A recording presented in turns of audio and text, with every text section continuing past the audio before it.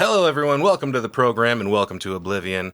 Alright, here we go. On our first full-length feature review episode, we're covering Clive Barker's 1987 cult classic masterpiece, It's Hellraiser. I'm Dusty Lane. I'm Nick Cummins. And I'm Jason Mitchell. And we are the Cinebytes.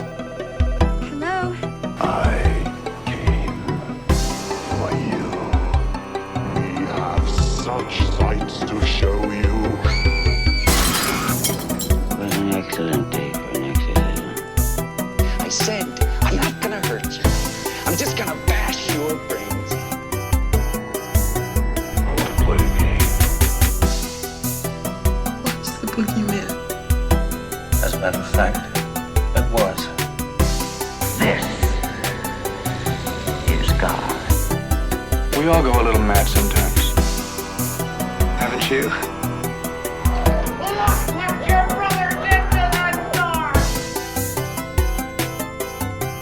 But sometimes that is better. Welcome one and all to the Cinebytes. Thank you for joining us again. We have such sights to show you today. Obviously, we had to do it, right? We're talking about Hellraiser. We're called the Cinebytes, for fuck's sake. Hellraiser, obviously directed and written by Clive Barker, released the same year I was, actually, 1987.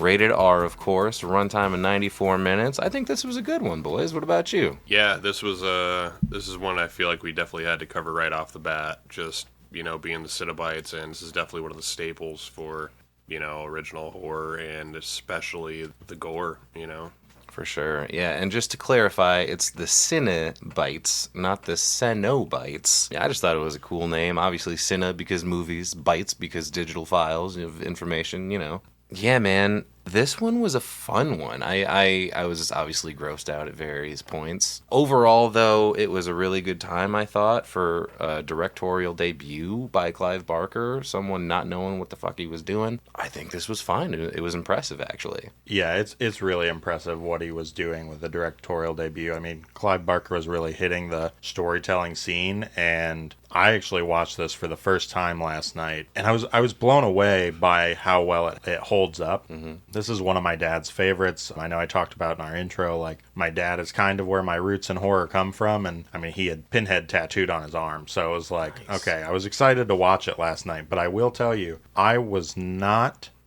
prepared for what I was getting into. I knew it was going to be gross a little bit. I've seen clips and stuff, but I was not prepared just how nuts this gets by the end. Two quick things about that. First of all, I'm floored that you had never seen this before. It's like kind of, it's called classic, obviously. It's sort of a staple in the horror genre just for the, imagery of Pinhead and the Cenobites. That's the enduring thing from Hellraiser beyond the, hooks and chains and torn flesh and shit. But yeah, man, I will say that that's kind of the tip of the iceberg as far as the things that we're going to be getting into. Obviously with Jason here, he's going to be going for some pretty nasty shit, some Argento, some Fulci. So we're gonna get twisted up in this piece for sure. All right, should we start at the beginning? I think we can all agree, fuck Julia. Yeah, absolutely. She's terrible. And just when you think that, hey, she's not so bad, it gets worse, Yeah, dude. Oh my God. I just had a burning hatred in my heart from beginning to end for her. I don't know, just her sharp, nasty features. She just looks like, she's mean, man. She's so mean. She's got a good RBF. Oh my God. It's like the origin of the RBF. It might be. Holy Is this the hell. first RBF we're ever experiencing in cinema? It very well could be. Another thing I want to mention real quick is this is kind of the roots of torture porn, like 15 years after this is released is kind of when we're getting our Saws and our Hostels, and I think Hellraiser is really the shoulders, the giant whose shoulders those movies are standing on, why they had a leg up in the first place. So obviously there are certain ones of us that are thankful for that to have happened. I'm not crazy about, all that kind of stuff. I need a little bit more substance than that. We talked a little bit about in our intro episode that we all kind of have a different background, different tastes, different preferences in horror. Obviously, Jason, you're, all about the gore and all that stuff and practical effects, and that's awesome. Nick, where would you say you lie? More haunted housey stuff? Are we... My main gab is monster flicks. Okay. I mean, because that's where I started with, the Universal classics, that's what I gravitate toward. Somebody's got a new zombie movie out, I'm fucking checking it out. Somebody's got a vampire movie, I'm definitely checking it out. I like to see, the vampire movies and werewolf movies, they've been made for almost 100 years now, which is absolutely insane to say. It's interesting how they can keep that genre going, so I always like to check that out. I was accused, I guess I'll say, once of appreciating a mascot. I want somebody to root for, and more often than not, that is a slasher. I'm a Michael guy, first of all, as far as slashers are concerned. Not really sure why. I kind of grew up in, suburbia, the residential area, and speaking of Michael Myers and Halloween, I appreciate atmosphere, which obviously super prevalent in that movie. Carpenter's The Man as far as that, and Dean Cundy was the director of photography on that. Every shot is just so well staged. I really appreciate that. So for me, it's mostly atmosphere and character driven things. Like, I want to identify with someone so that I can feel for what they're going through. Yeah, absolutely. Hellraiser's got that in bounds. I mean, the first thing I noticed watching this for the first time last night, that score kicks in right away. Yes. And you get the first, it was like first 10, 15 minutes you get to see the Cenobites for the first time. They're like, okay, they're not fucking around. Like,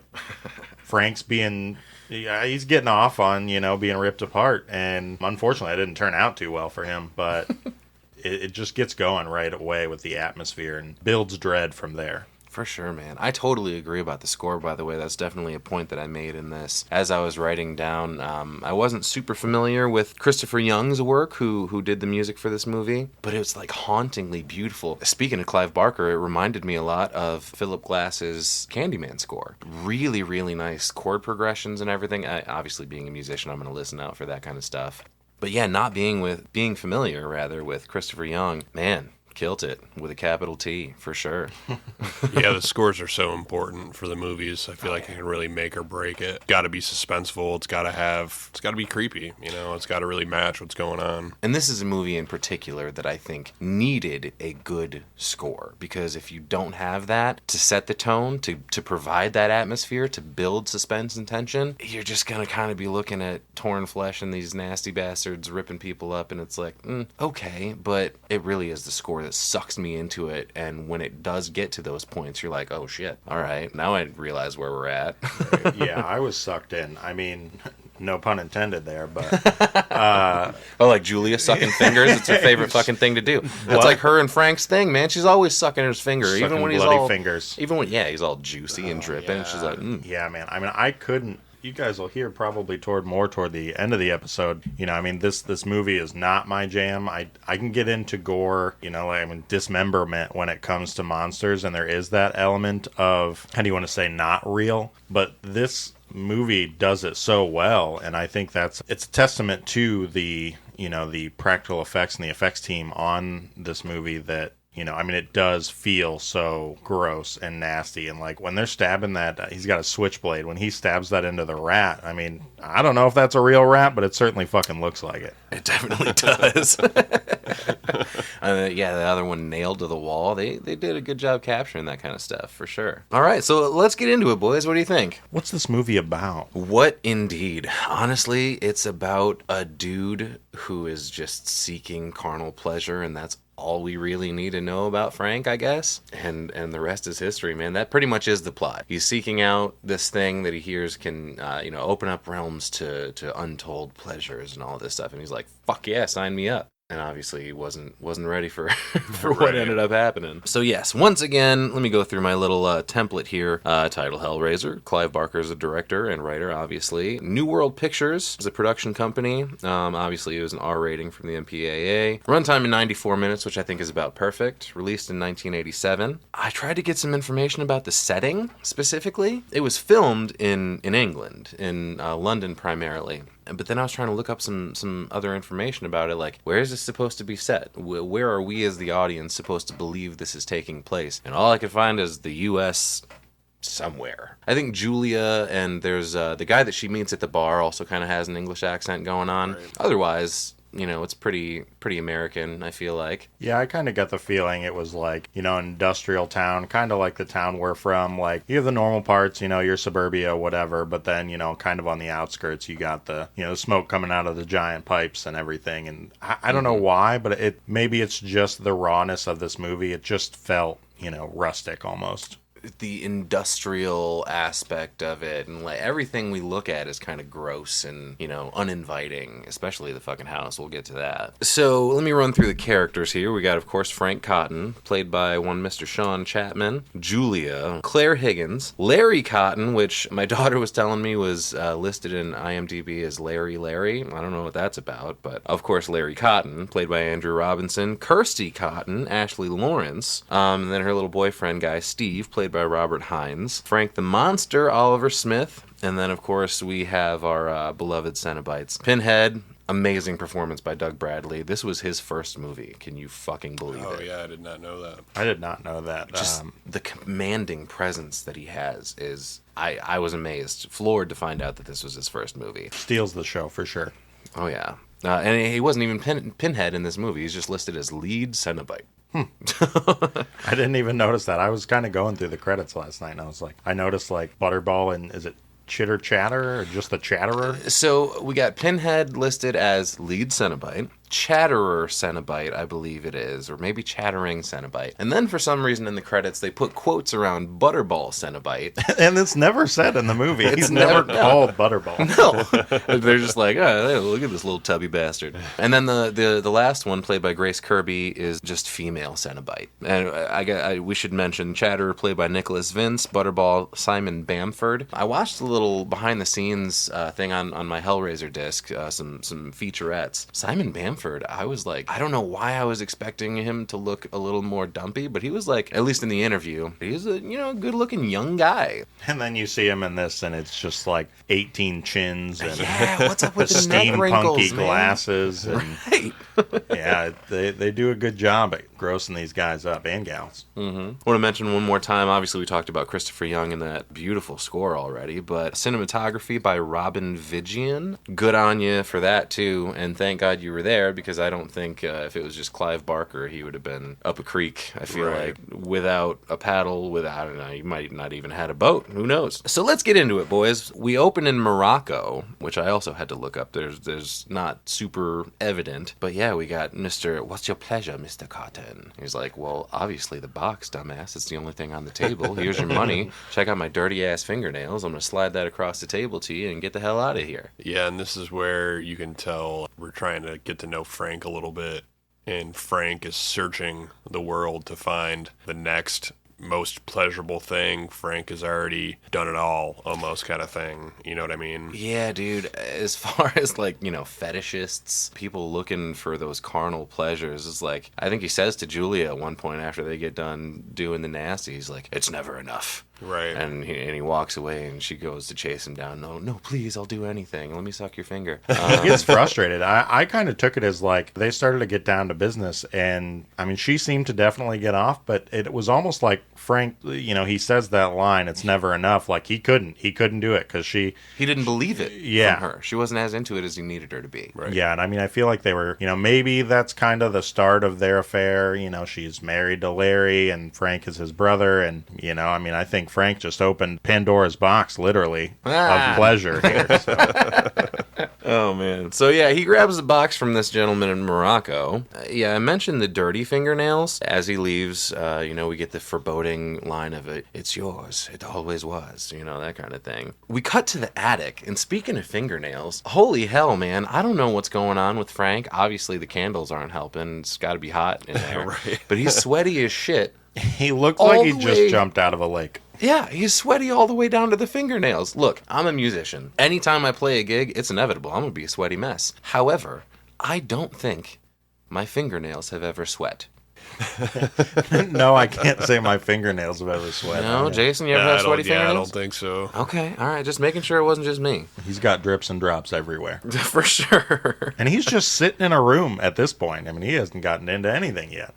This room, by the way, I keep referring to it as an attic, but I don't really think it is. We were talking a little bit before we started recording, and it's very attic-like, just a very bare, dirty floorboards, open space. Even the ceiling, I think, kind of angles a little bit, like you would expect an attic to. But then when you cut back outside the door of that room, it's just kind of the topmost landing of the house, like the third floor or whatever. Like, there's a couple other doors in that little, can't really call it a hallway. I guess it's more of a stairwell, but... Yeah, it is just kind of, the landing at the top of the house is what it feels like. I think it is just kind of like a walled-off attic. You have that room. She runs into another room that's directly across the landing at one point, and that looks just to be a storage room.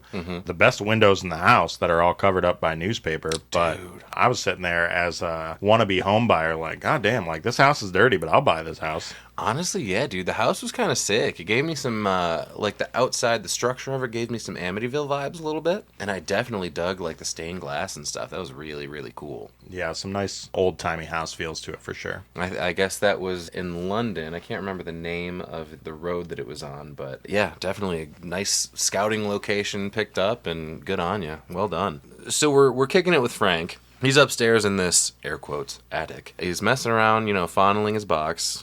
Careful how you use that phrase. And then he ends up finding the pressure point, starts opening it up. Here we go. I solved the box, and fuck me, here come the Cenobites.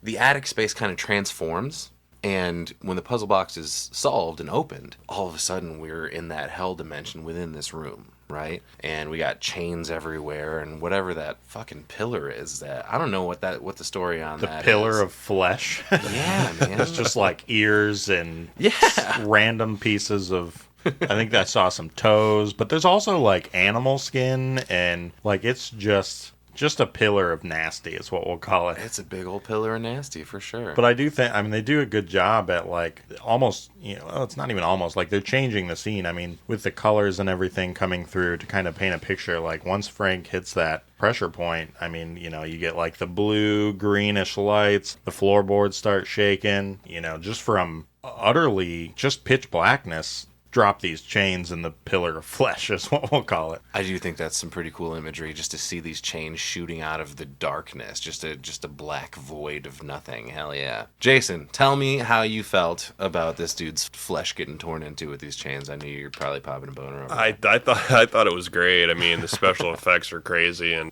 when they're really pulling at his face and stuff, you can kind of see that Frank's kind of smiling, almost like he is into it. That's something I didn't notice. He's getting what he wanted. Maybe a little more, but he was definitely asking for it before it happened, That's what's so weird. He's a very weird character. It gives this movie a really weird feel when you realize how sexual everything is. Everything. Yeah. That's his whole deal. I think there's really not an arc to speak of as far as Frank is concerned, or honestly, many of the characters at all besides Kirsty, who I think she's a really good final girl. I want to put it out there. Ashley Lawrence killed it in this movie. As far as final girls go, you got your top ones everybody mentions. You got your Laurie Strode, your Nancy Thompson, and, Nancy's cool. She's got the whole survival thing going on. She's setting traps for Freddy and doing her thing. Sydney, obviously from Scream, is fantastic. That's my little girl's favorite for sure. Can't stop talking about Scream. Sydney overall is she's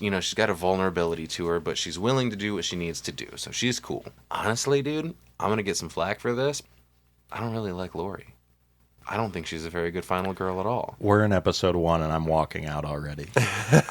I'm sorry, man. I just don't. She winds her way through what she needs to in that first one, and it's fine. At least at this point, they kind of make her out, by these newer movies to be this badass because she was so traumatized. She is the weakest of the bunch out of the original Halloween movies. I think she's definitely being taken out. And I should also preface that by saying I like the character of Laurie before, and I do like Jamie Lee's performance. I don't want to say anything bad about her. I like the character of Laurie before we get into all the shit. Because then she starts making goofy decisions and, whatever. But Kirsty rules, dude. She's willing to dig in. She even seeks it out. I mean, when she realizes that her dad's in trouble, she goes straight to the house. She doesn't fuck around. She's like, I need to see my dad. I don't care if I'm in the hospital. I don't care what just happened to me. I'm going to the house. Well, who even has a bad dream and wakes up in the middle of the night? Normally, if something like that happens, you're just going to be like, oh, fuck, that was weird. Right. All right, let me go get a drink real quick, and I'll go to the bathroom, go back to bed, whatever. Again, so sweaty. Her and Steve are just fucking drenched from these nightmares. Very sweaty. We'll talk about Steve. I have my problems with him, too. But she gets up and she calls her dad. She's like, she needs to know, hey, are you okay? Because that dream was just so vivid and so real. And we'll fucking talk about the dream, too. But I like Kirsty a lot. She gets it done and does it gracefully, I would say, as well. Frank gets ripped apart by these chains. And then we cut to, as I said, the attic kind of transforms. We're in this weird hell dimension. Pinhead starts walking around, right? Lead Cenobite. And he's like digging through these mounds of flesh, right? And he ends up flipping one over, and it ends up being Frank's eyeball and part of his face, big old face chunk. And he walks over and like sets it next to the rest of his face, like he's putting him together as a puzzle. Mm-hmm. I thought that was kind of fun. Yeah, I thought that was some really neat imagery of putting Frank back together, when they have their whole, summoning device is a puzzle box, and they're literally like putting Frank's body parts back together so he can, I don't know if they knew he would reform, but that's what they seemed like they were doing, was kind of just like letting the pieces come back together. Come to Dumpty. So we cut from Frank, and then we just kind of pan through the house, going up to the front door when Larry and Julia arrive, right? And we don't have any sort of idea of a time frame, how long that's been, but I'm going to go ahead and guess that this house was every bit as nasty when Frank was actively living in it as it was when they showed up, because this fucking place is a dump. Yeah, it's true. Almost like he's a squatter or something almost, Yeah, but it was his house, like his family home. Right. Yeah, so was it? Because I kind of got the impression that it was always Larry's house. Like it was maybe like a family home, and they were letting Frank stay there because he was kind of a bum. Yeah. I think Larry mentions at one point, I tried to get Frank to sell it after the old lady died. So the old lady, I assume he's referring to his mom or maybe a grandparent or something like that. Okay, yeah, I must have missed that part because I mean, I got the notion it was a family house, so yeah, I mean, the old lady is often referred to the wife, but I mean, if Frank ever had a wife, I would be astounded. We do get information later about Kirsty's mom being dead and that. Yeah. Okay. As Julia and Larry arrive at the house, we hear Julia outside complaining, of course, as she's fucking famous for. There's a lot of that. Oh, I'm going to freeze to death, and I could only hope. It doesn't end up happening, unfortunately. We're walking through the house. Larry hasn't been here for 10 years. He mentions, the old lady dying, whatever. But he also looks at all this religious iconography around the place, like all this Jesus stuff and Mother Mary, whatever. He's like, Kirsty's got to see this place. She'll love it. So what is going on with Kirsty that he thinks she's going to be into this? I wonder. I don't know how much of that was a story device and how much of that was Frank giving God the middle finger by doing what he's doing. Okay. I mean, I kind of dug into the religious symbolism and all of that stuff. I mean, by the time this all starts going down, is out of the house. They put it into trash bags and cover it up, and they kind of put it in a tarp. It looks like in some kind of outhouse or backyard or something. Yeah. And so it's once that's removed from the house, I mean, the Cenobites can play kind of a thing. So do you think Frank brought that stuff into the house to rub in God's face, like what he was doing? I think so, yeah. I mean, that's kind of how I took it, was he was just yeah, I'm getting down and dirty with this, and as dirty as I can, and I want God to see. What an asshole.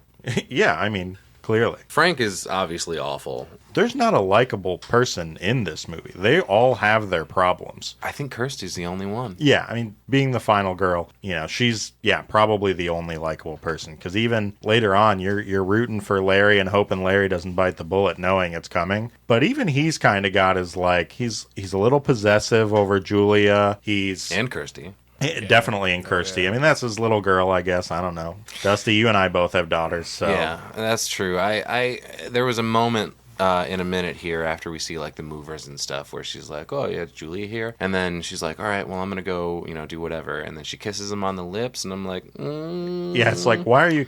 I don't know. People do that, I guess, but... I guess. Over 10, I feel like. Once your kid reaches 10, no more kisses on the lips, man. That's weird. That's cheek stuff from there on out. For sure.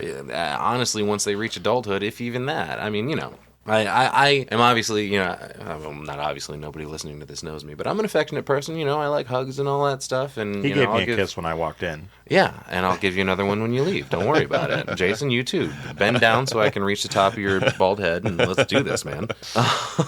So they're talking about the house, just kind of viewing it for the first time. Julia's standing there smoking a cigarette, and whatever they're talking about, Julia mentions something, and Larry goes, you don't like it? Like, no, obviously I don't fucking like it. What's to like? Look at the place. This is a dump, man. But she does say it's better than Brooklyn. So I don't know if that was... I feel like that might be a character development thing where, like, she's got the English accent. So she came across the pond, as it were, and they lived in Brooklyn originally, and she hated it, whatever. That's kind of what I got from it anyway. I thought it had something to do with living in a big city like that in Brooklyn. Odds are you don't have a big house, especially a house with a third story. That's fair. I think it might have something to do with that, which, like how open it is and right. Not like room to breathe, actually. You know what I mean? Being in New York City is really crazy, and those kind of houses are not around. I think the choice of that house specifically too sort of adds to this is almost a gothic horror movie, with the imagery of the Cenobites. They're very gothic looking, and we've got like the stained glass windows in the house. The score adds a lot to that. I think that's kind of what they were going for on this. We're standing in this room, and I did notice Julia put out a cigarette on what would be her own floor. Yeah, she's just hashing on the floor, just letting the cigarette fall. Like, if it burns down, fuck it, we'll collect the insurance money. Well, I guess at this point, fuck it indeed, because the house couldn't get any nastier. You say that now, but it definitely gets nastier by the end. You know what? Touché. That's an excellent point. They make their way to the bedroom, obviously Frank's bedroom, and she looks at the floor, and he's got like we called it a pallet growing up, where you lay a bunch of blankets on the floor or whatever. It does look like there's a mattress or box springs or something in the corner, but otherwise it's almost like he didn't want to even sleep in the bed. He was just like, nope, not good enough for me. I'll take the rusty floorboards. He flipped it over even. It's like in a heap in the corner. But yeah, Julia goes, squatters? And then I thought it was so fucking funny that Larry looks down and he sees this little ceramic figure, and it's super explicit, P in the V. And this dude's like grabbing this ceramic lady's boob, and he's all up in her face, whatever. And he looks at that thing and he's like, nope, that's all Frank, dude. Yeah, he just goes, oh, Frank. Definitely Frank, no question. And he goes, he made one of his famous getaways. So gross-ass Julia starts exploring after the phone rings, which I needed subtitles to hear this fucking phone ring. This was not apparent to me when I watched it the first time without them. But yeah, apparently the phone did indeed ring. I did hear it eventually. Larry goes to grab it, and then Julia's like, all right, here's my chance. And she starts exploring all the stuff, and she finds all these salacious pictures of Frank with random, I assume, prostitutes. I can only assume. I thought one of them was Julia herself, but I think I'm mistaken. It just kind of had that 80s vibe, sort of same look as her. Yeah, I was trying to figure that out too, if like, because it seemed like there was a cut of time, like that the affair started before, Frank got into this, clearly, because he, had a body and wasn't just a pool of blood and muscle. Right. But, I thought that was like kind of what triggered her to think of, like, other than being in the house, was like she found that picture. I thought, I agree with you. I think it was Julia in that picture. Yeah. Maybe she wasn't aware he was taking photos of them all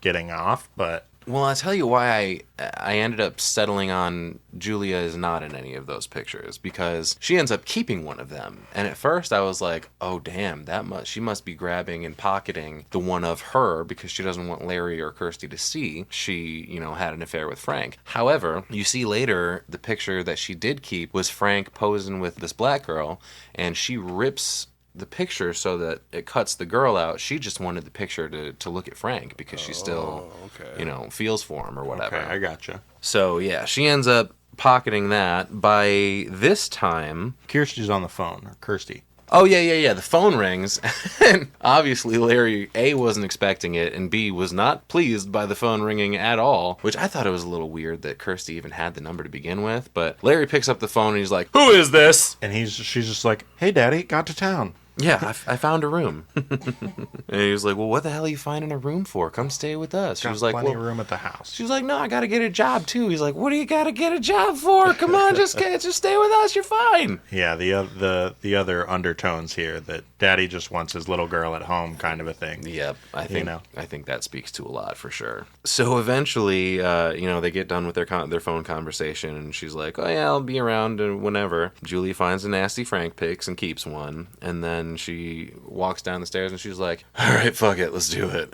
And he was like, "Oh, okay, well, let's move in on Sunday." Which I always hated that. Old people in their Sunday, Monday, Tuesday. That's when we see the movers come up, who are both morons, and they're extremely uncomfortable with Larry and Julia's relationship. Yeah, they're like, not even just Julia, but it seems like these guys are guys Frank would hang out with. Like, they're just objectifying Julia the second Kirsty walks in. I mean, they're really looking at her, and it's just like, you can just tell that they're just pieces of meat to these guys. They're just really scum of the earth people moving this bed in. Yeah, and even them see the interactions between Julia and Larry, and they're like kind of looking at each other like, "Fuck, man, should we be here right now?" This is a falling apart marriage. Yeah, dude. Like, have you ever seen your parents argue? That kind of a thing, and you're just uncomfortable as shit? That's these two movers, basically. Yeah, you get the vibe that there's something going on with the relationship, the marriage, and all that too. Obviously, with Kirsty not coming to stay with the dad was because of the problems with the stepmom. Right. So. Yeah, because that brings us into Kirsty showing up, and she goes, she immediately goes in, gives Daddy a hug and a kiss, and then he's just like, play nice with Julia. Like, she's doing her best. She does mean well. He's covering up for his wife. This guy does love her, even though she seems like a total bitch from here on out. Kirsty just goes by her, and she's just standing on the steps, and she's like, "Hey, Julia." Doesn't say a fucking word. She just stares at her like, "Why are you in my house?" The first time she sees her, she's asking for a towel because there's that sink geyser that pops up. She's trying to mess around with something. When we first cut to Kirsty, I did want to mention this. She's just kind of walking along a pier in this like nondescript area. It was a weird There were a couple scenes where she was walking at this pier. It was like, I don't know. Part music video, part intro to a porn. I don't know. Like, it was porn strange. Comes later, Dusty. That comes later. Porn definitely comes later. Don't you worry about it. It's coming.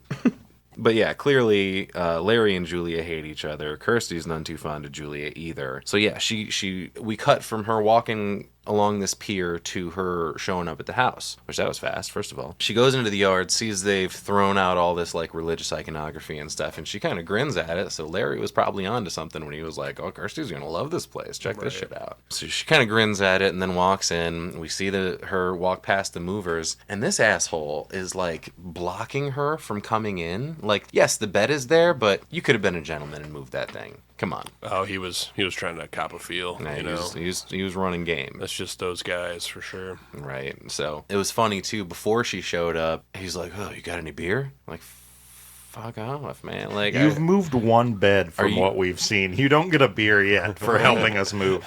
Right. And my other question about that is, if you hire movers, but then you're also helping, like, I think it's Larry's own fault that he gets cut with this nail, right? Yeah, you hired those people. Let them move the stuff. Yeah. Don't have your hand. I mean, you 100%. Said it yourself. That's the whole reason you hire somebody. Yeah, I mean, you've not been in this house for 10 years. God knows what Frank's got laying around. So, and you're going to just be like, "Oh, I'll help you." Good guy, Larry. I mean, like, he does come off a little cringy. He's definitely like, "I'm Dad." But, I mean, he does, it seems like he means well, right? He's telling his daughter to be nice to his wife. He's trying to help the movers, I mean, he's not a complete, there's a difference between him and Frank for sure. He's not irredeemable by any stretch of the imagination. I think he's probably the third best person, like, human being wise in this, morally speaking. Yeah, I would agree with right that. Behind Kirsty, and unfortunately, I guess I got to throw Steve in that number 2 spot, because he comes back for her in the end. Yeah, he goes to save his girl. I hate Steve, and the development of their relationship is weird and uncomfortable to me. So It definitely starts off weird. We can get into that when we get into the dinner yeah. scene, but it does start off weird. So Kirsty's now here. Larry tells her to make friends with Julia, and she's like, oh, fuck, do I have to? Really? And then Larry tosses the beer to the movers, and then he walks over. Kirsty walks away, and she's like, I'm sorry, the mover rather is like, is that your daughter? She's got her mother's looks. Her mother's dead. Her mother is dead.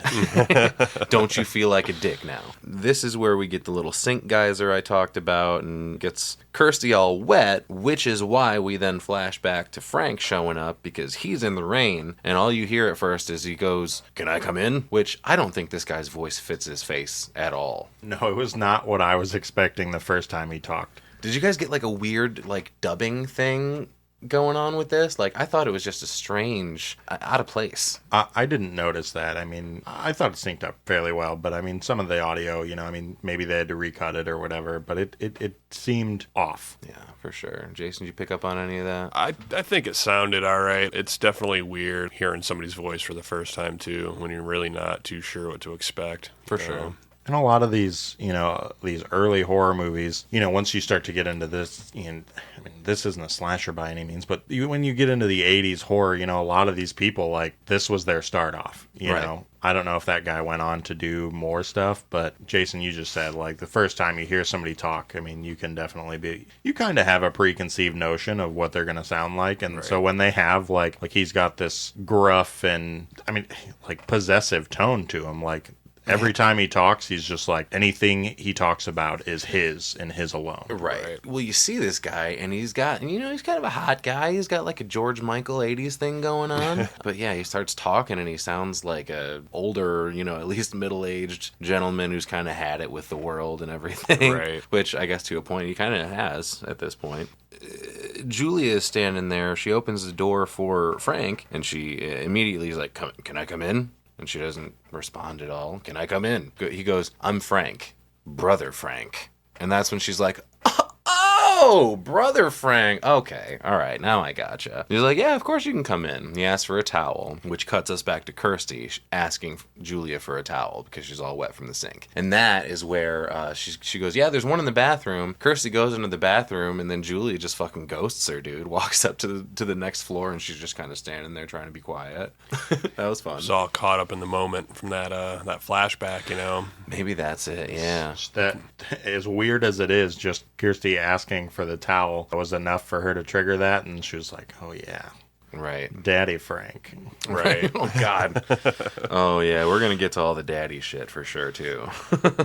So another part of this flashback is obviously we got Julia sucking fingers. It's her favorite thing to do, and I think somewhere in here is where Larry cuts his hand, but we're still flashing back to Frank, who like fucking rape kisses Julia. Yeah, it's like intercut. Like I don't know if that's what triggers more so like the possessiveness of it, but it's like Larry gets his fucking gross ass nail just like seeps into his hand like it's pudding. Yeah. And then it I mean, I got rapey vibes from it, it's, at least that's how the affair started. Like Frank was just like, come here, you're my brother's wife, you're my wife now. Well, he says the thing where he's like, and this, I guess it's a tradition or something, which I don't get it. Is it like the, what's that thing called where, like, prima nocta or something like that, where the king gets to, do his business with the bride before she gets married, and that's, like, for everything? Is this kind of stemming from that, where it's like, oh, hey, let me kiss the bride? It's a thing that people apparently do. I don't know. I think it's kind of weird, but yeah. Maybe I'm showing my young age here, but I have no idea what you're talking about as far as like people kissing the bride before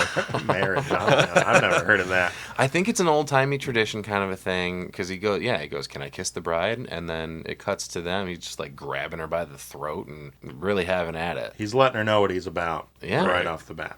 Yeah, for sure. But then she gets into it. Like, she seems like maybe she pulls away at first, and then, like, I don't know, he puts that hand on her neck, and she liked that. She's into it, dude. We're not kink-shaming here on Cinebytes, that's for sure. She likes the bad boy, is what's going on, She's got Larry, and just from Larry's what we saw... a square. Yeah, what we saw from Larry, they're exact opposite. Frank's that bad boy, and obviously she can't resist it. Yeah, that's absolutely correct, I guess. Which, at that point... that's when you need to make a decision, right? I don't want to be with you, Larry. I'm sorry. Right. But I've found a passion for your brother. Your kind of a brother's thing. way better at this sex thing than you are, Larry. Which, yeah, and no matter which way you slice it, it's shitty, but be clear about your intentions, you know? Yeah, no, for sure. So Julia ends up saying, well, what about Larry? And Frank pulls out a little switchblade and he's like, forget him. Don't worry about What it. about him? This is where we get to the scene where Frank and Julia are getting busy. And I love the way that they intercut this scene between Larry moving the couch and or the bed rather, and then it cuts in between, like every time he thrusts trying to move the couch back, they cut to Frank thrusting into Julia kind of a thing. That was fun. That was good editing for sure. Edging closer and closer to that nail sticking out of the wall about 4 inches.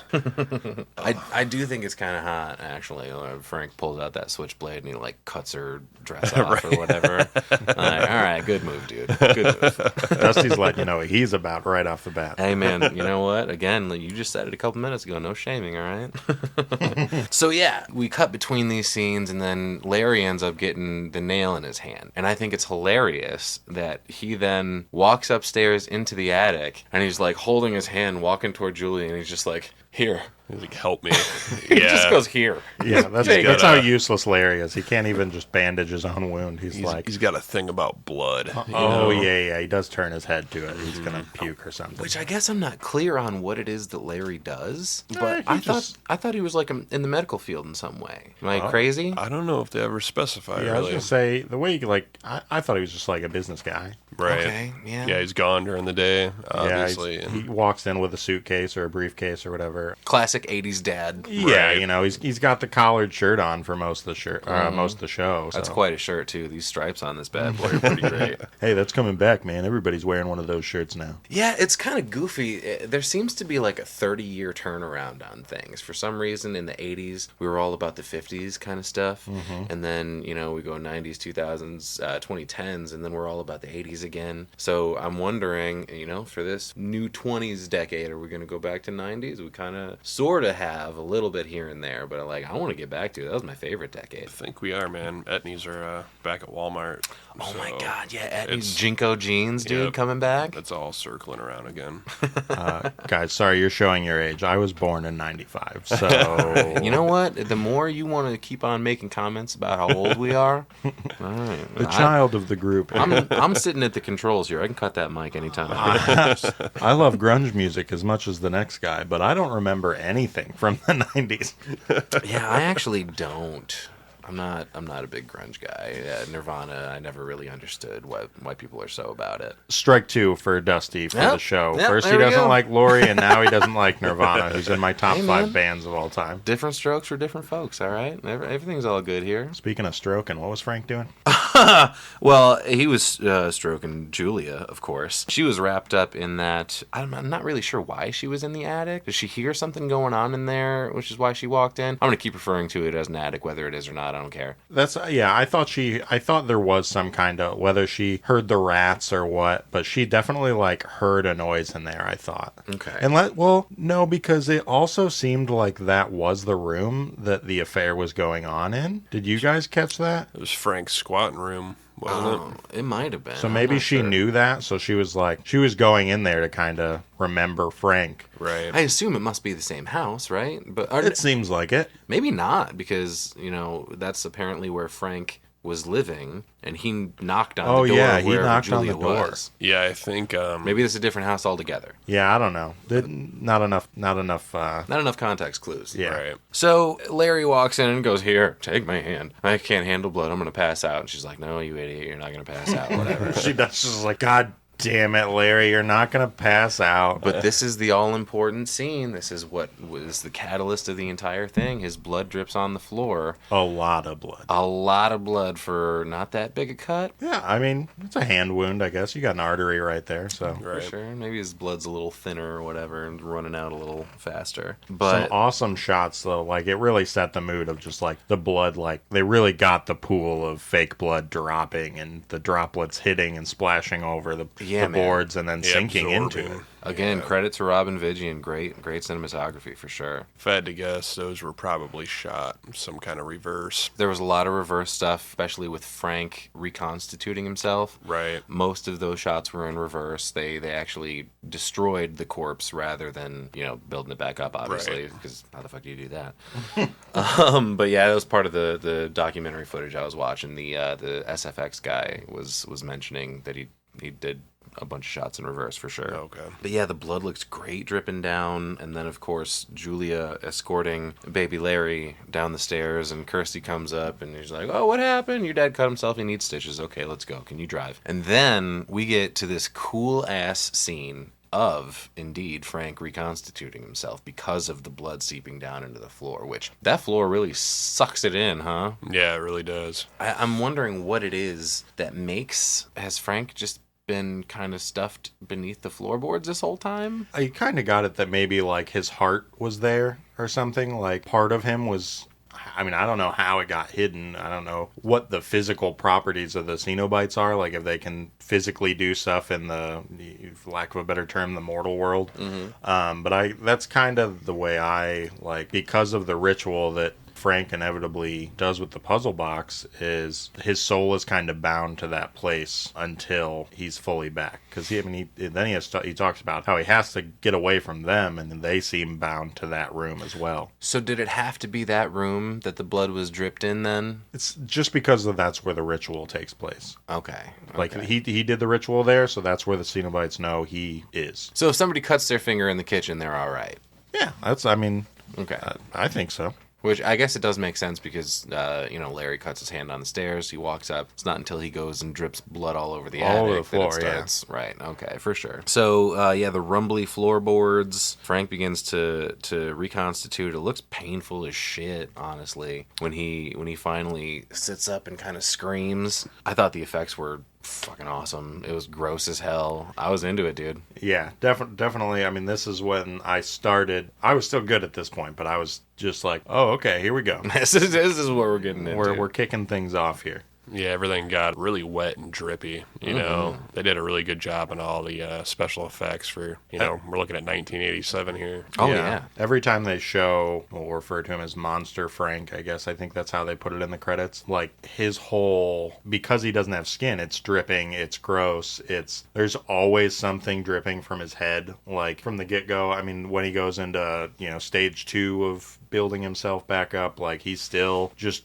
drippy. Is the best way I can describe it. I just wanted to give a little nod to the special effects people here. Dave Shaguri and Floyd Jones Hughes, special effects technician and special makeup effects crew. Apparently they were both uncredited, but we're going to give credit where credit's due here. Because they definitely do. I mean, the effects are so fucking good in this movie. I think between the special effects, the score, and the presence that the Cenobites bring, that's what makes this movie, the cult classic that it is. Right. Yeah, agreed. We cut then to we're having a dinner at the house with friends, and then we got Kirsty and Steve making eyes at each other that I just really don't understand. It has to just be a similarity in age thing because Steve's a doof, dude. Yeah, I think they're just the two youngest people at the party. It seemed like it was like work friends and maybe Larry's parents. Like somebody was like grandparents maybe Julia's parents, because she kisses two of the older people or something, like on the cheek.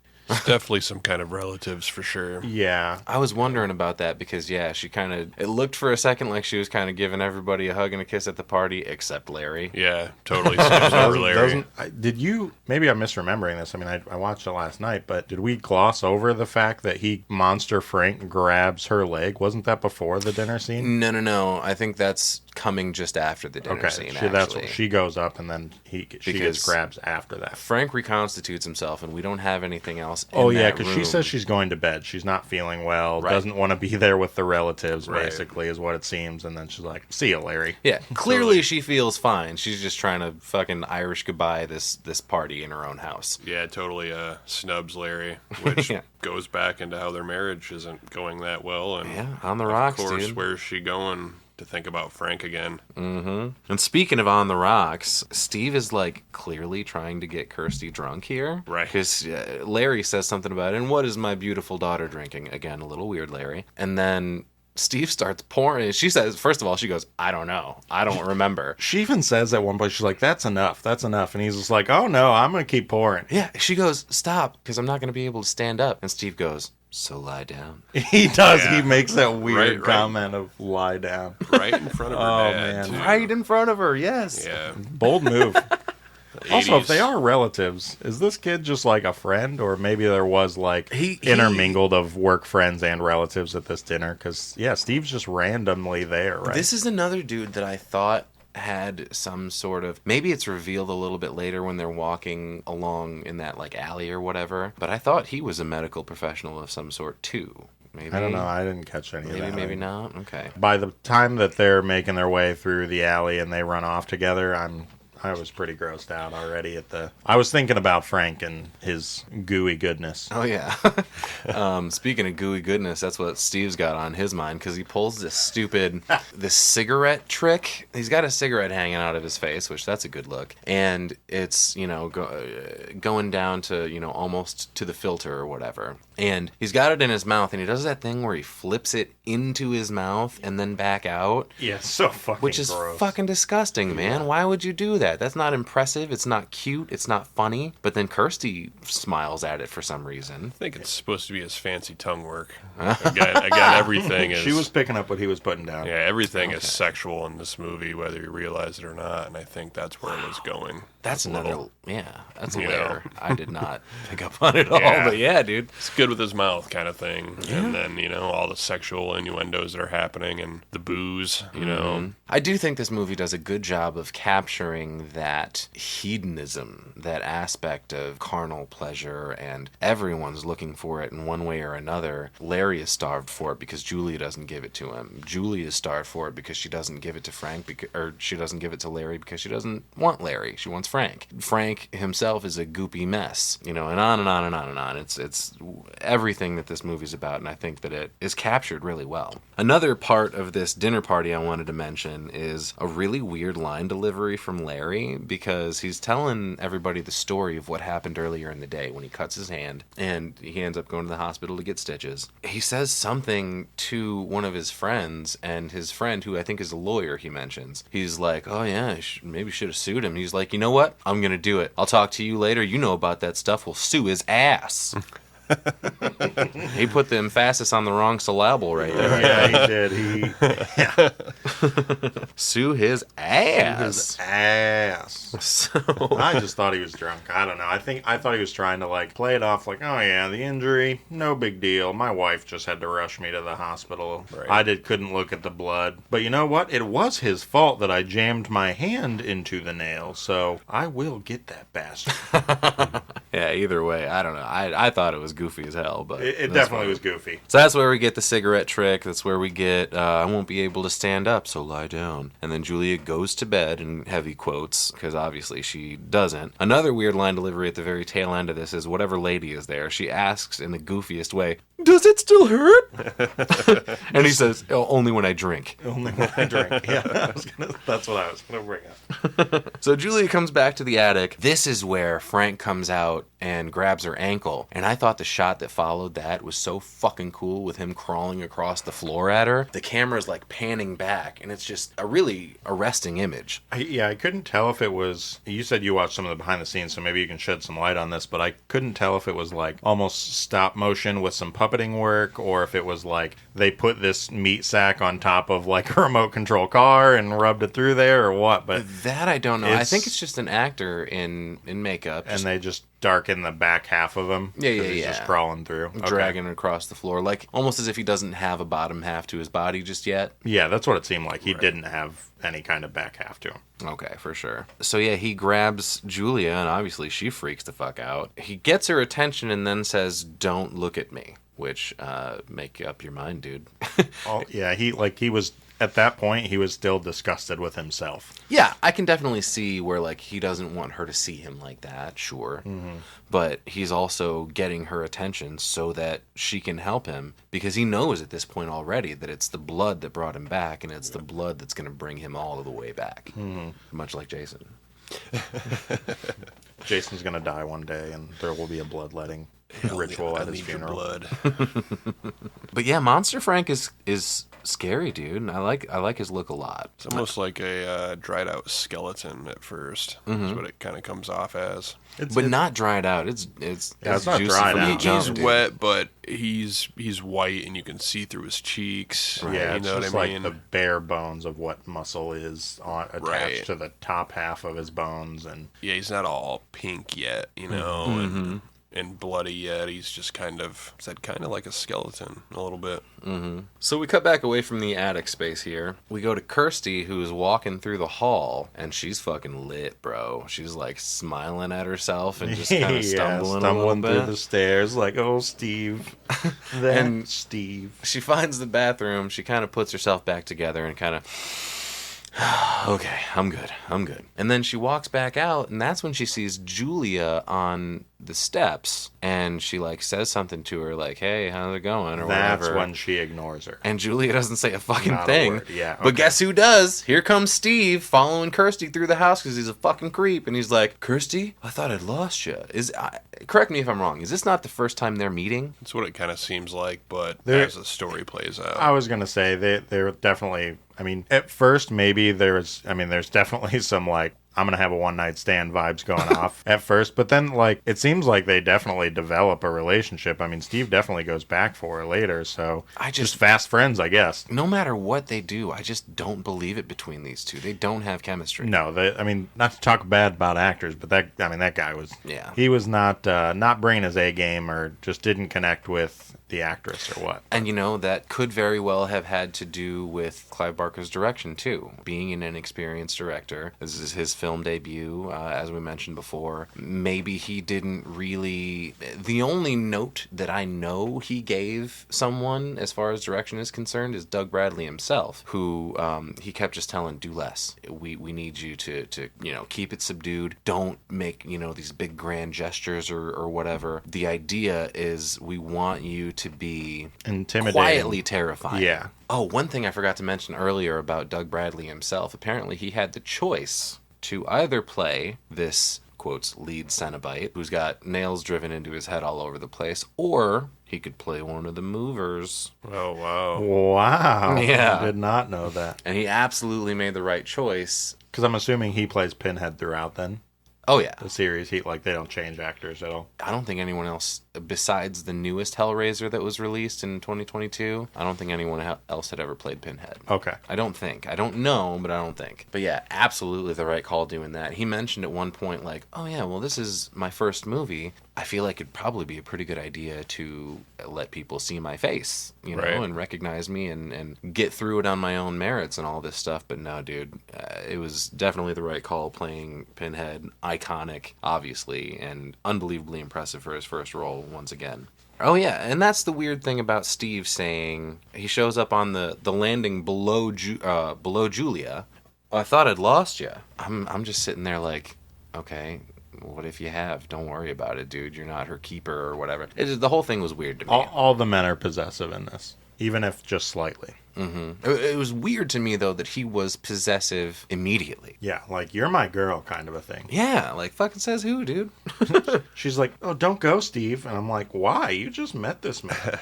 But then, once again, we cut to Kirsty walking home with Steve, or he is walking her home, is what you think. This is where we first see this homeless guy staring out at him. They walk down to the bottom of some, like, almost looks like subway stairs or something, and that's where they kiss for some reason. And then, of course, we flash back to more fucking. Julia, this is where Julia agrees to help Frank also.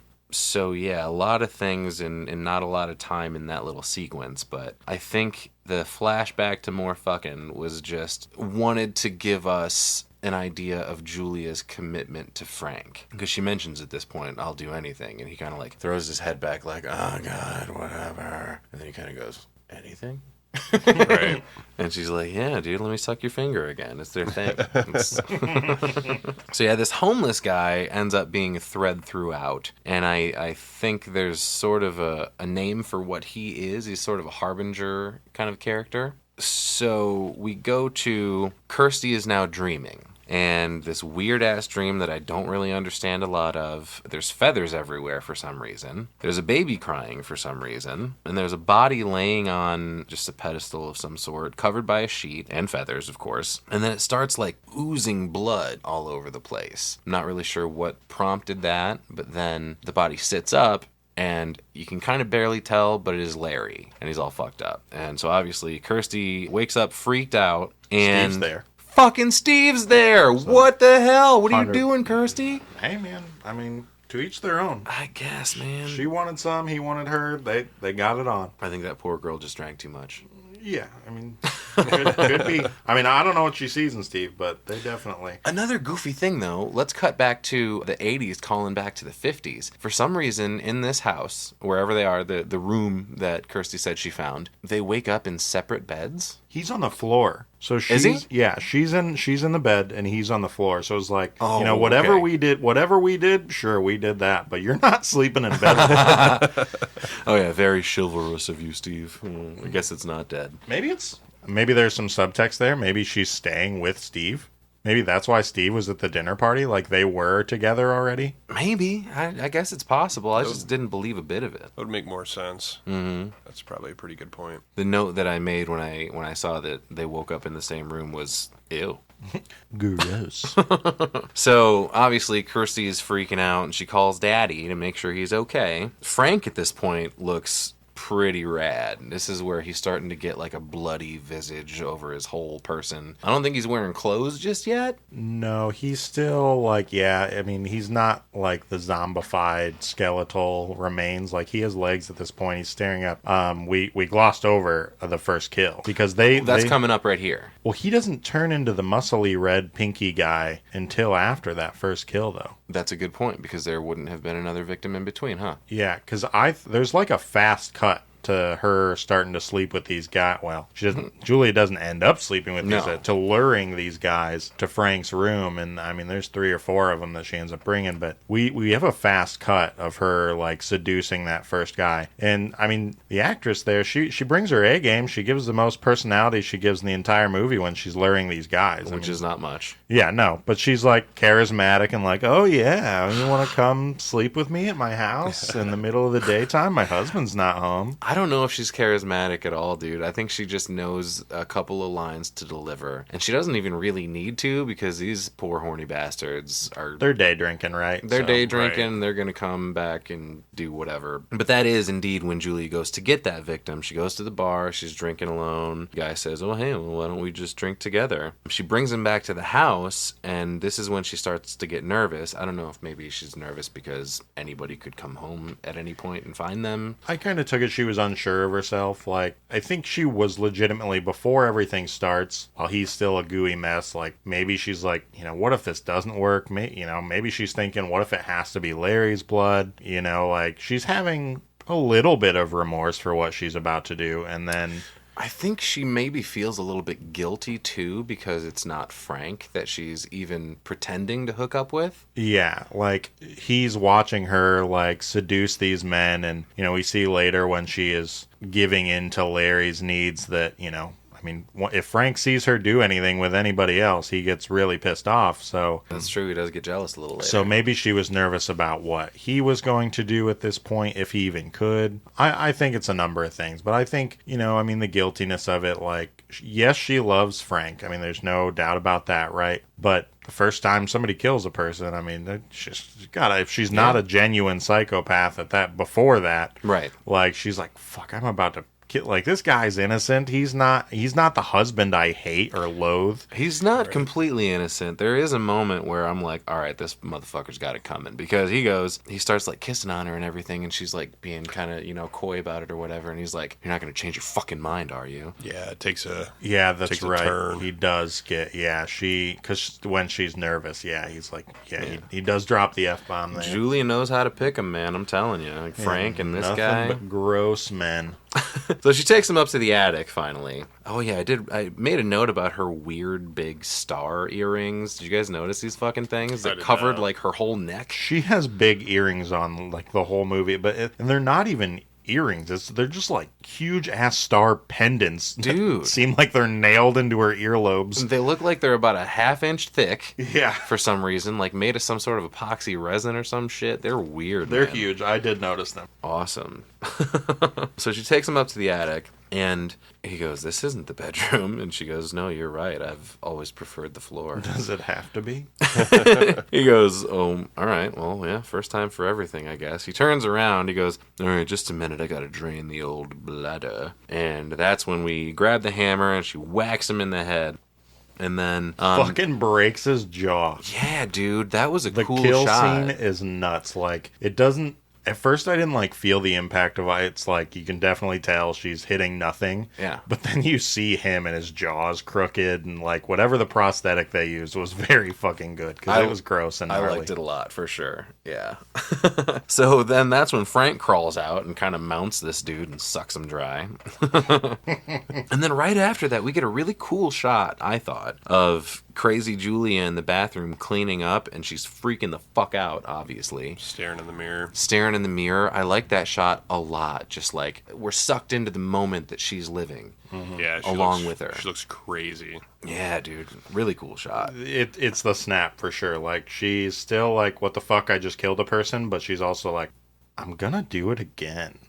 I don't know if she knows at this point that she's going to do it again, because he mentions at some point one more, maybe two. Oh, that's right. She does have a second and she's thought like, about it. Yeah, so maybe not like, fuck quite me yet. again, really? Yeah, she's like, I gotta kill another one? Which I kind of don't understand why she didn't have the idea from the jump. Let's make Larry be one of these guys, because that makes it easier once, you are reconstituted. We don't have him to deal with. Yeah, I mean, he mentions it later, like when they are doing it, and when Larry and her are doing it, and she talks to Frank afterwards, and he's like, why the hell don't we kill Larry? Like, what the hell do we need him for? Yeah, he goes, why not? And she doesn't really know how to answer. So then we cut to Juicy Frank. This is when he's all pink and he's muscly and he's fully juiced at this point. Like a horror version of the Inside Out Man from the 80s. Remember? Inside Out Man. Yeah, do you remember the educational guy that had on the bodysuit and all of his organs were on the outside? You could see his ribs. Oh, yeah, I know what you're talking about. Pink jumpsuit. No, look at who's showing their age. Yeah, but I wasn't an 80s kid, I was a 90s kid, and I know what he's talking about. I don't really remember. It's kind of like, you're just kind of referring to, like, the scientific, like, the structure on the poster in the science classroom, right? Yeah, like... But there's a character called Inside Out Man? I think that's what I want to call him. But yeah, all of his organs were on the outside. It was on the outside. An old 80s program. All right, that's cool. So Juicy Frank is standing there, and he goes, "Come here, damn you! I want to touch you. Come to daddy." And this is the first of many very uncomfortable come to daddies. Yeah, that's his trademark there. And his delivery on it is just like, if everything has been gross up until this point, this is nasty. He's just come to daddy. Yeah, man, it's not good. And then her immediate instinct is to suck on his finger, of course, because it's her favorite. I'm going to keep mentioning that. But then before she gets a chance to, now Larry comes home. So she ends up, there's a hilarious shot of her walking across the hall with the body. Oh, yeah. She takes it to the storage closet across the hall. She's like, okay. Oh, shit, my husband's home. Right. So she hides the body, and then she's playing hide and seek with Larry a little bit. She goes into the bathroom, and then, okay, more creepy fucking dudes. He walks up, and he's calling for her throughout the house, but then he finally finds that she's in the bathroom. And he walks up, and he goes, "You want a cookie, little girl?" I fucking audibly was like, ew. Anna, my wife, and I, we were sitting there just watching this movie, and he just, out of nowhere, has not made a creepy line necessarily up until this point. And yeah, Larry goes just, "Do you want a cookie, little girl?" And I'm like, what the fuck was that? And then she goes, "No, I'm not feeling well. Maybe a brandy." What the fuck? What, you don't feel good and you want alcohol? I don't get that. Is it maybe like again an old timey thing? Like, hey, a Could be, little I gin and guess. juice will make you feel better, right? I was given, it was introduced to me by the rest of the guys in the band I was in for a long time are brothers. Their aunt actually tended bar at a place that we used to play fairly often. And when someone would get a cold, she would make like a blackberry brandy with lemon in it. Yep. So I can maybe understand that for a cold, but I guess we don't really know. She doesn't sound like she has a cold. It seems She more doesn't like say oh, my what stomach's she's not upset. feeling well. She just is like, maybe she's thinking like the carbonation in the brandy will help her burp or get out. Is brandy carbonated? I think No. no. No. I don't believe Okay. so. Yeah, okay. So, yeah, I don't get the brandy thing. It's a little bit weird, but at least it gets him to go the fuck away. Could be a psychological thing, you know, if she's not feeling well mentally. Maybe I just need a shot or something. yeah, take a drink and Could calm be. down, you know. Liquid courage. Liquid courage to murder more dudes. Frank says he's hurting at this point because his nerves are beginning to work. And this is where he tells her one more, maybe two. There's a weird moment here where it looks like she's about to maybe slap him or something. Yeah, it's that remorse coming through where she's like, God damn it, I don't want to have to lure another one of these guys because now I have to coordinate this again when Larry's not home. I got to drag this guy up here, seduce another man, and then fucking kill him again. And then I got to watch your... Like, I think she is a little disgusted by muscly Frank. Like, she's not... It's not this point she's jumping on him, right? She's like, ugh, God damn it, I got to do this again. Yeah, they're kind of at each other's throats a little bit here because... The first time we see her stand up to him a little bit. She tells him to keep his voice down, and he goes, oh, you don't want Babe to hear, huh? Yeah. Because she tells him to turn on, hey, could you put on some music, Babe? Because he's agonizing in pain. Like, it seems like he like smacks the wall, and that's when she tells him to turn the music on. Oh, is that... Okay. That could be. I know there's a part a little bit later where Frank has a little bit of a freak out in the attic. There's that scene later, but I think at this point he does smack the wall because he's in pain. Okay. Because I think that's what he like slaps the wall and she like turns around and then he's like, my nerves are starting to come back. She's like, oh yeah, well how about I belt you across the face and see how that feels, son of a bitch. You fucking yell again, I swear to God. I wonder if it's a thing too where you start to get sensation back into a limb that you've lost it in, right? And then you've got maybe the pins and needles or it's itchy also. Yeah. He's probably uncomfortable as shit. Oh yeah. Yeah, He's for not sure. feeling good. No, not at all. So he says, one more, maybe two. Look at how much I've been reconstituted up to this point. Maybe with one or two more bodies, I'll be back to full strength. We can get the hell out of here. And he says, the Cenobites are going to find me, so we're going to have to get away from here, right? This is when we cut then to Kirsty hilariously working at a pet store and not doing well. First day on the job. First day on the job. Because she says something earlier about like I found a job, right? So I think it is probably like her first or second day at the pet store, and she's like, can't handle the disgruntled lady, the manager's not around. She's like, how the fuck am I supposed to learn how to do this job by myself? That's the main problem, I feel like. Maybe it was just a situation with bad timing where like the manager went out to lunch and this happens to be when this Karen shows up. Yeah. And she's yelling about her bird or whatever. But yeah, she's not, it's not going well. Talk to your manager. Yeah, and why is the manager abandoning her and allowing her to work by herself on her first or second day or whatever it is? Again, just a thing of the times, right? Like, yeah, you'd never, the restrictions weren't what they were now. I suppose. That's a terrible idea, though. And this is also, of course, when we get the homeless guy, second appearance of the homeless guy, who walks in and just starts eating... Fucking takes a handful of crickets. Is it crickets or grasshoppers or something? Yeah, but he just has Bird his hand food. in there. He's letting the bugs crawl on him, and she notices, and she's like, she pushes past the Karen, and she's just like, well, excuse me. And she's like, lady, I gotta deal with this guy's, like, we sell these crickets. Like, technically, he's got to pay for them. She tells him to give those back. Give those back. Yeah, okay, I'll just throw these crickets up. Right. And that guy, I mean, again, he's just creepy at this point. We don't know what he is. He's just silent, and he doesn't say a fucking word. He just puts his hand down, and he walks out, chomping on crickets. Jason, you and I are both bearded. Did you happen to notice the bugs crawling through this dude's beard, man? Oh, yeah, it was gross. Oh, God. I feel like this is A lot where... of close-up shots of the bugs to add grossness. Oh, yeah. This is where you can kind of tell that he's going to be somewhat significant, though, because the first appearance, I don't know, there's just this creepy guy. Right. He's making his appearance again. You're kind of like, wait a minute. He's got to be something. Yeah. Right. Mm-hmm. Yeah, he's kind of a through line in the entire thing, for sure. And then Steve shows up, of course, at the pet store, checking on his girl. Steve. It's fucking Steve, man. Julia gets another victim at this point. Frank does his thing with him, and then he says he can taste cigarettes. That's good news, I guess. Finally, his tongue's working. Speaking of tongues. But Julia's pissed, man. She wants an explanation. So Frank actually pulls out the box and tells her about what happened with the Cenobites and all that kind of stuff. And he says something about pain and pleasure being indivisible. Yeah, she wants some answers. She's like, why am I doing this? Right. And this is where we kind of get a glimpse into the hell realm. We see the Cenobites. Frank is kind of hanging upside down and spinning and shit. Is this where you were saying he was kind of smiling a little bit? No, I think this is showing what had happened to him at first. This is almost more of that flashback where, when he first went with the Cenobites, or when they caught him, or whatever you want to word that, kind of showing what he went through before he was essentially kind of reincarnated. Mm-hmm. Yeah, Frank's demented. He's out there, man. Yeah, dude. Irredeemable, for sure. We cut down to the living room where Larry's watching boxing, and I don't understand this, trope, kind of a dude watching boxing, and he's just, super into it.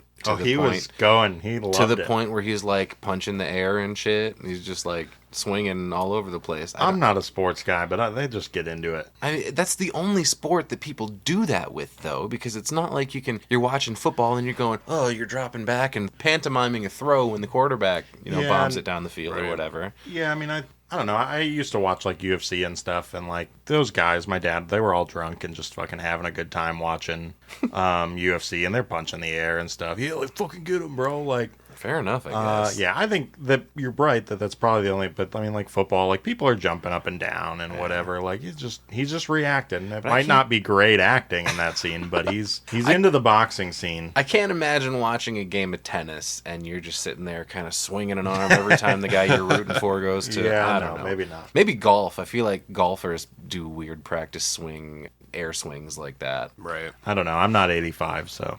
I'll think about that then. Oh, man. But golf is pretty popular, man. Be careful. We might lose some listeners on that. I'm already judging people for golf.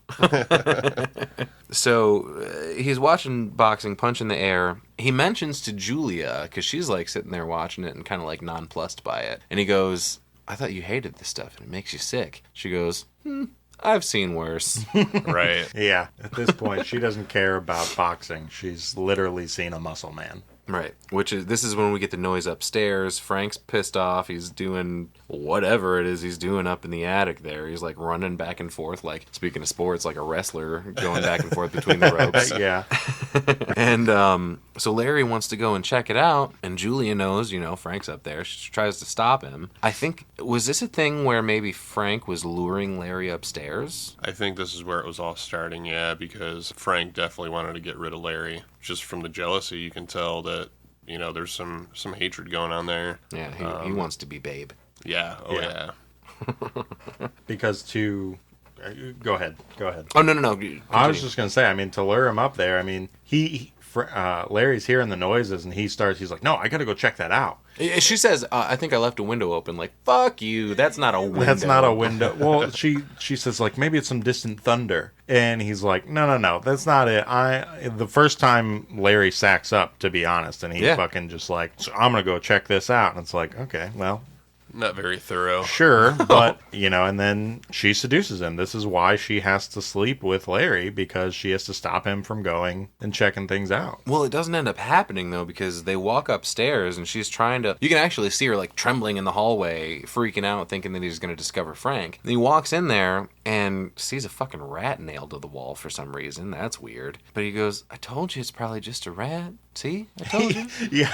It's just okay, but why is it nailed to the wall, right, Larry? Dude? Do you also know something we don't? I don't think he had seen them on the wall. I think maybe he saw the live rats. I think it panned to the rats on the wall, so that's where the noise was. Makes sense. But I think all he did really was open that door, What the fuck is going on with Frank, though, that he's nailing rats I think to walls, he was trying to get blood. Yeah, he was just I think he was hurting.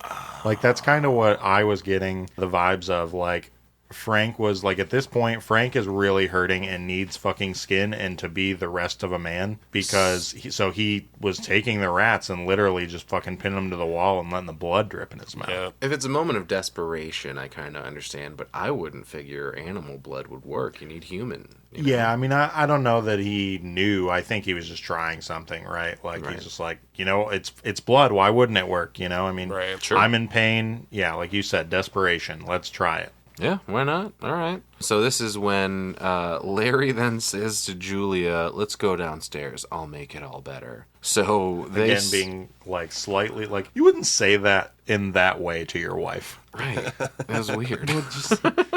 So they start getting frisky in bed, which Larry doesn't look like he knows what the fuck he's doing, first of all. It's probably why Julia doesn't want him. Been a while. A rocky marriage, Yeah, that's also true, yeah. But Frank steps out from the darkness. He's in the bedroom, and then he pulls his knife. I don't know how Larry didn't hear this fucking switchblade engage. Caught in the moment, I guess. I guess. Yeah, because he was moaning. I mean, he was getting something from it. Oh, yeah. And, Julia was just kind of laying there on top of him, like, or no, she was under him, but she's just laying there, Right. She's just, okay, do your thing. And she's like freaking the fuck out because she realizes what's about to happen, and she doesn't want it to because she doesn't want Larry dead. Right. She doesn't wish Larry ill will. Like, the one thing I guess you could say about Julia is she's just like, you can't kill your fucking brother, man. Like, Yeah, maybe. the guy doesn't deserve to die. The people that I've brought here don't deserve to die. Like, I just want you back. Right. I guess whatever it takes. But Julia is like crying, freaking out. Frank is kind of inching up closer and closer as if he's going to stab Frank while he's on top of her, which would be fucked up. But then he's like, just kidding. And he whips out this fucking rat and puts his knife into it. Drains it on their bed. Just cuts it in half and like flips it over. Yeah. That looked way too real. It did. Like, I mean, who knows, man, with the restrictions being different back then. Is this another like Friday the 13th snake situation? Probably, right? Could have been, yeah. That'd be fucked up. I mean, there was, when I was doing checking out the wiki page yesterday, like, I didn't get the chance to look into it too much, but there was a whole section about censorship. So my guess is, like, some of those animals were 100% real and they just fucking killed some rats. Well, I guess that very well could be. I kind of hope not. That's fucked up. Definitely fucked up, but I mean, it looked entirely too real to not be a legitimate rat. She's crying at this point, Julia is, and that's when Larry kind of snaps back into reality, I guess, because he's like, I just don't understand you. It's like, God damn it, I thought I was finally gonna get some. Yeah, he goes, 1 minute you're all over me, and the next, well, I just don't understand you. He says it twice. Walks out. Obviously, what else do you do in that situation, Comfort your wife, maybe. I don't know. She's crying for a reason. He doesn't even ask why she's crying and screaming no. Like, I mean, unless he just thinks like she just, at that point, she didn't want to do it anymore, and that's why she was screaming no. But, I mean, she's like distraught, and he doesn't even ask what's wrong. Yeah, wouldn't it occur to you to be like, hey, what's going on? Why are you crying during sex? Rather than, I just don't understand you, you silly asshole. Goes back to him being a dick husband, I guess. Yeah. Oh, maybe this is the first time that he's realizing that there are problems in the marriage, Maybe he's been kind of looking away at everything before, and I don't now know. the screaming of get off me might have been like, wow, yeah, I don't understand what's going on. I think he's well aware that their marriage is kind of on the rocks. I think part of them moving to the house in the beginning in the first place was kind of a fresh start to rebuild the relationship. Yeah, he was like, okay, I'll take you out of Brooklyn. We'll get out of here. But we're going to go to the family house, and it's kind of gross. Right. And there is a moment, too, when the movers are standing there uncomfortable as shit, looking at him, making these passive-aggressive ass comments. The mover asks for beer. She goes, oh, yeah, it's in the fridge. Go fucking get it yourself. And then everyone just kind of stands there. Yeah.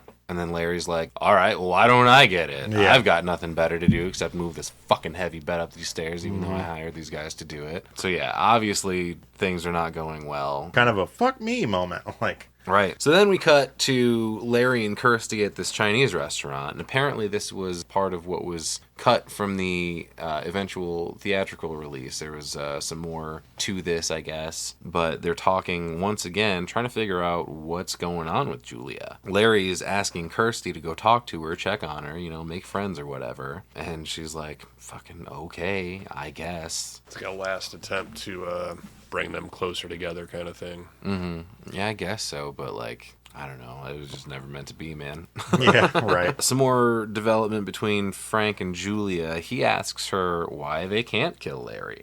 But apparently she's not about that. She goes and bags another victim. Doesn't even explain it. It just cuts to her grabbing another guy. Yeah, pretty much. But unfortunately, this time is when Kirsty sees her go into the house with this guy. Mm-hmm. Because she's realizing there's something not right with Julia. She's like, you son of a bitch, I knew it. So the guy goes up to the attic with Julia and immediately sees Frank looking all nasty. He pops out and this dude goes, Jesus! And it was pretty funny because Hannah watching it with me, she's like, nope, that's just Frank. No Jesus. Nope, Jesus isn't here. Kirsty comes up and checks the attic. This guy stumbles out and pleads to Kirsty like, fucking help me. This monster is attacking me. And then Frank gets him, and that's where we get the real good, come to daddy. Mm-hmm.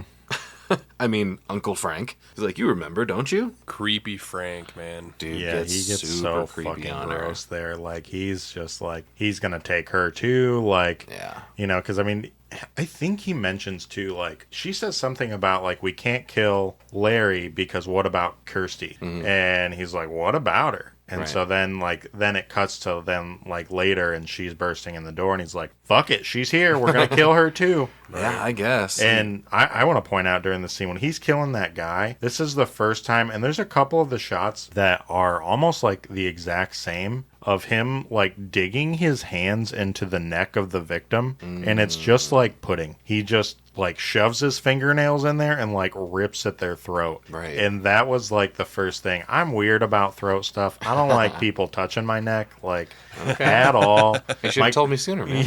Yeah, well, you know, some stuff doesn't come out till later. But, like, my kids will, like, randomly, you know, when they're just like touching you on whatever, they want your attention, and I'm like, get off my neck. I don't like people. So when this dude rips into this dude's throat, or when Frank rips into this dude's throat, it's fucking gnarly for me. Visceral reaction. It hit a nerve for me, for sure. I think what was really hitting a nerve for me more so was just the creep factor, man. He's laying into Kirsty, and he's like, oh, you're beautiful. I bet your daddy's so proud of you. You grew up so beautiful. Yeah. Oh, Jesus. And he says, come to daddy again, I think. Like, he says, come to daddy, like 3 times in that scene, and every time, like, you fucking pervert. Like, hey man, it didn't work the first 2 times. Why do you think it's gonna work? Yeah. Also, you're still a sack of flesh. Right. Yeah, speaking of ripping into people, that's what Kirsty does to get away from him. She kind of like sticks her hand into his gut and like rips out some of his intestines or some shit. Yep. And then she ends up running over to the other side of the attic or whatever it happens to be, and she ends up grabbing the box, I think, at this point. Yeah, because we glossed over, after the nightmare, she goes to the hospital. Like, she maybe thinks she's a little crazy or something. That's happening right now. She grabs a box from the attic. Oh, yeah. Frank Sorry, we're not out. there yet. Yeah, I'm jumping the gun. We are right there, though. Yeah. It's close. We got the guy in the attic. Kirsty comes in. She has 2 interactions with Frank. Right. This is the first one, yep. Frank does have a cool line when he's creeping on Kirsty. He says something about, oh yeah, don't kid yourself if you think you're dreaming. I used to think I was dreaming the pain. Some things just have to be endured, and that's what makes the pleasure so sweet. That's when Kirsty yanks on him to get away. She grabs the box on the other side of the attic, and he's like, give me that. And she's like looking at it and kind of going back and forth between them. I can fucking basically control him with this. Right. She's like, you want it? Fucking have it. She tosses it out the window. Great fucking move, because of course it distracts him so that she can run out of the house and then go pick it up. Great. Awesome. This is part of what makes Kirsty a great final girl to me. Yeah, no, she knew what she was doing right away. She was like, he thought it was gone forever. I mean, and she was like, nope, I got you bitch. There's a goofy part right after that, because she throws it out the window, runs out, picks it up, and then she runs away. Seemingly for hours, we get like 3 or 4 dissolves of her just continuing to run, and then she's running out of steam. Eventually she collapses in the street, and I don't know why, like, this another weird, like, kind of a tropey thing. Immediately, somehow, 3 different people are leaning over her, like, from different directions, kind of a thing. 3 men, by the way. I think there is 1 woman. Yeah, there was a woman there. Okay. I think there's a woman. I thought I made a note that it was just like 3 men. Converging on the passed out chick? Yeah. I was like, oh, God, no. Because having not seen it, I wasn't sure what was about to happen. Right. You know, I was like, oh, shit. And then she wakes up in the hospital. I'm like, well, at least she's safe in the hospital, I guess. This part kind of confuses me, too. You know, she's running off with the box. She passes out, and we don't know. It doesn't explain whether it's just her nerves or if it's something with the box when she passes out. They don't really explain it. My guess is, like, she just, you know, like, she's probably raving. I mean, I don't know that she passes out right away, or if she does, maybe they just don't show it. Maybe it's just a deleted scene. They had to make a certain time for budget, and she just probably loses her, like, my uncle's a sack of flesh and he tried to rape me and my stepmom's in on it. She's got a lot she's trying to process at this point. Yeah. And she's, running through the streets with all this racing through her mind. Obviously, I think she's just becomes exhausted and overwhelmed simultaneously and just doesn't have any more. Just collapses. Yeah. There is a moment where I thought we were going into another dream sequence, but I guess not, because there's an image of a black screen with a flower blooming in the middle of it. But when she wakes up in the hospital, it turns out that it's just this nurse is just kicking it watching TV, and that's what she's watching on it for some reason. Yeah, I didn't get that either. I was like, why is that the image on the TV? Like, the nurse is in there watching it, and it's like, was it like a nature documentary? Well, like, what also, the fuck are you watching? Why is this nurse just sitting there watching TV? Like, don't you have other things to tend to? Maybe changing IVs or checking my pulse. Did you guys realize that she was in the psych ward? Yeah, I caught that she was in the psych ward for sure. That's why the nurse is there. The nurse is watching her because they're waiting to question her. I didn't really pick up on that. I don't know any reason why they would have had to put her in the psych ward, other than, I guess the doctor does mention, you brought this in with you and you were raving mad. Raving about something? Yeah. Okay. He's like, he's not interrogating her, but he's definitely not nice to her. He's like, what the fuck is going on? Yeah, he starts like yelling at her. He's like, all that can be taken care of later. Right now, what you need to do is lay back down in that bed. And like, she's not really having it. Okay, I guess. And she gives him this goofy smile. He puts the box back down in front of her. He's like, maybe this will jog your memory. And I think she does. I think she realized, she's like, oh yeah, I took that. That's how I got out. Right. Like, so what? Because then the next scene is her fiddling with the box. She does give him, right before he walks away, this goofy smile where she's just like kind of trying to appease him. But it's definitely a very like, So she does start messing with the box. She actually kind of starts obsessing over it, it seems to me. Eventually she does solve the box, and then when she does, the wall opens up, and she walks into this wall hole for some reason. Well, she hears the baby from her dream.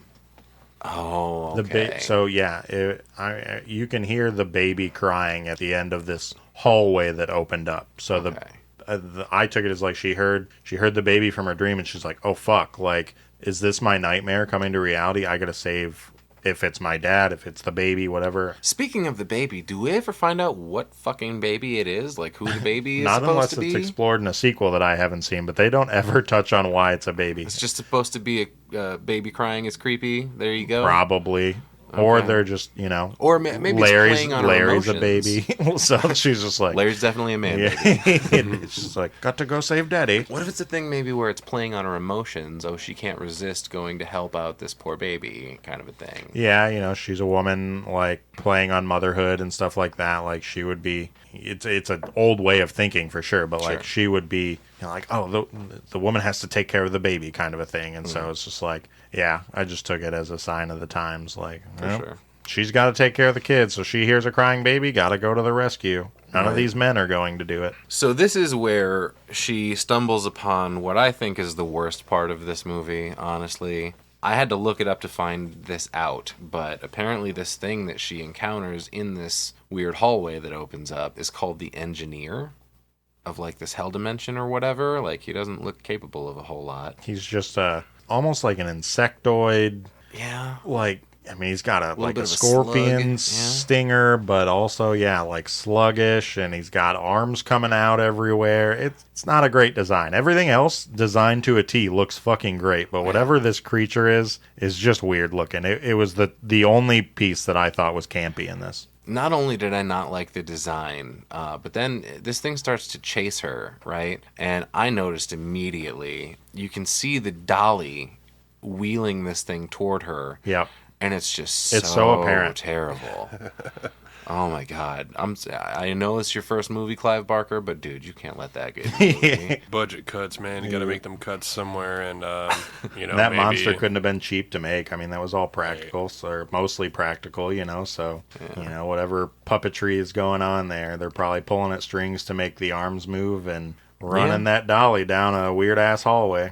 Yeah, at least you couldn't see the person running the dolly, I guess.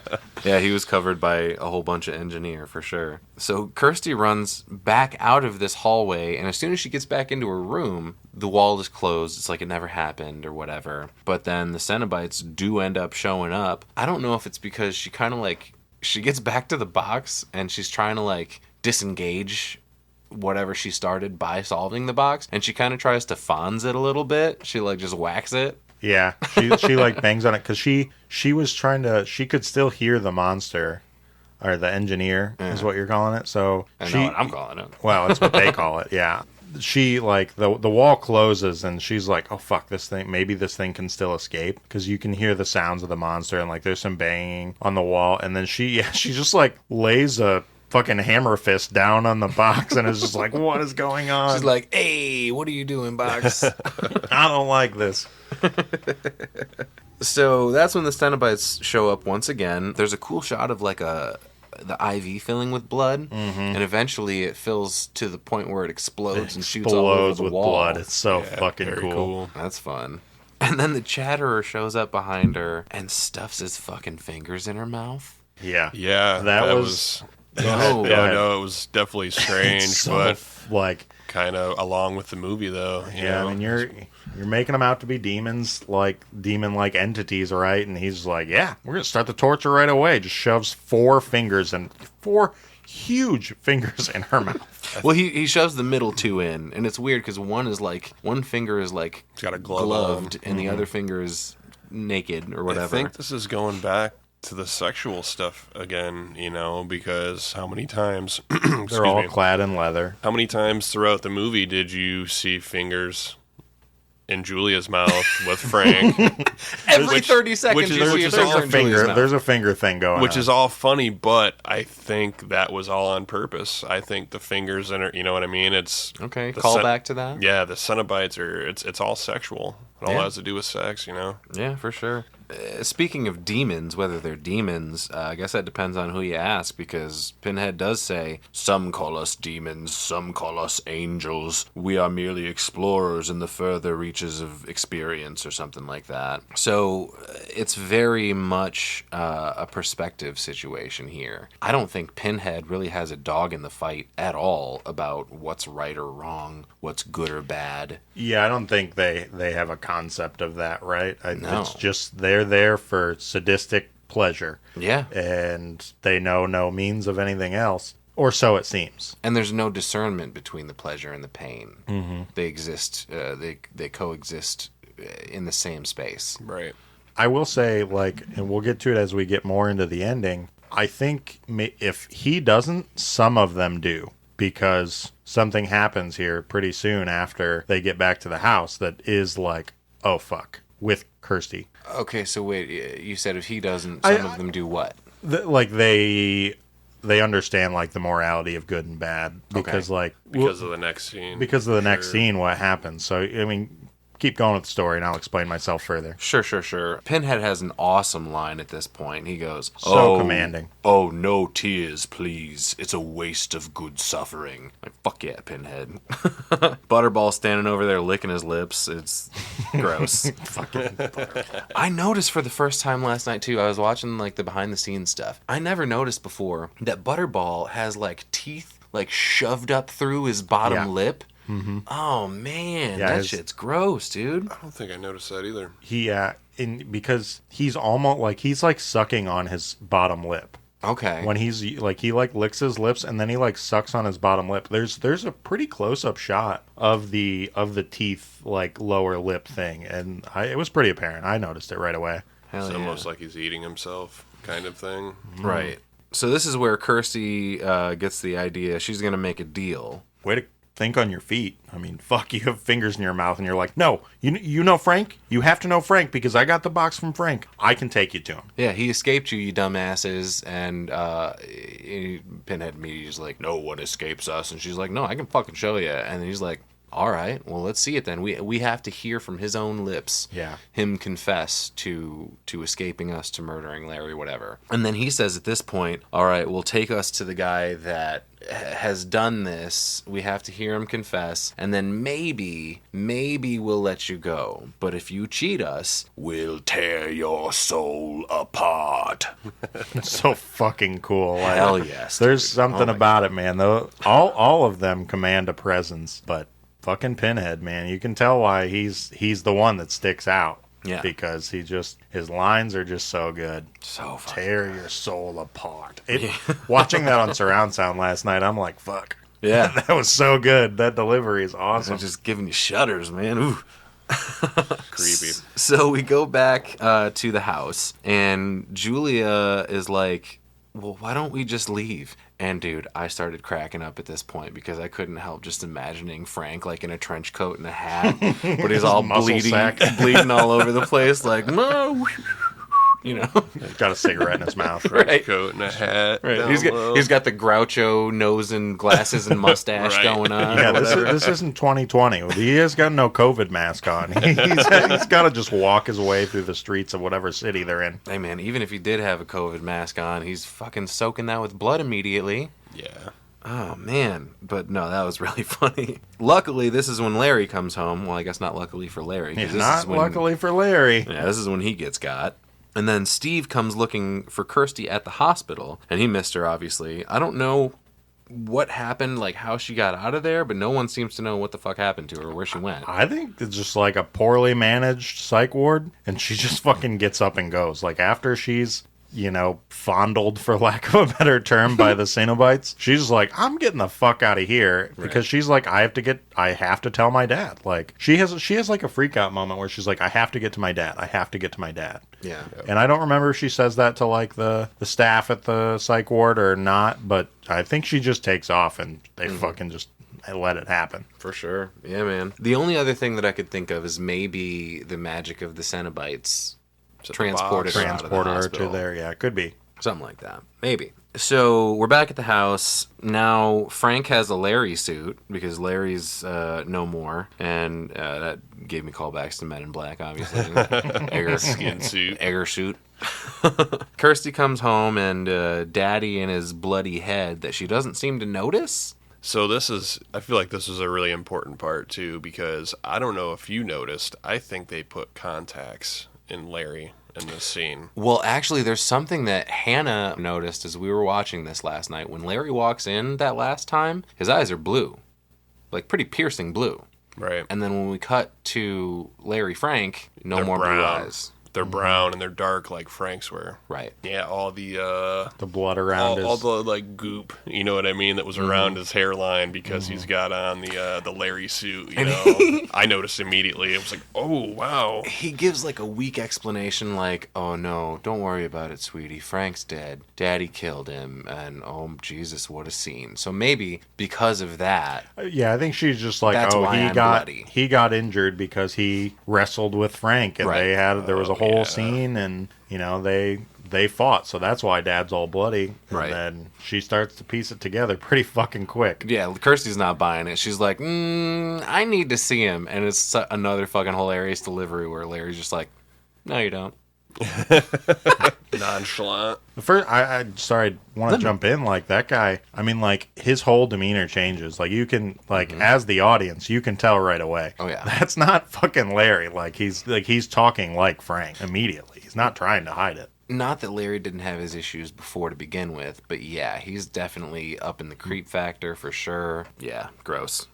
Speaking of gross, Julia takes Kirsty upstairs to check out the attic and see the body upstairs, whatever. And when she does, Larry Frank is back in his room and he's like fucking around with his eye, like pushing on it and stuff, and it's like all these juicy sounds and So they go back up into the attic.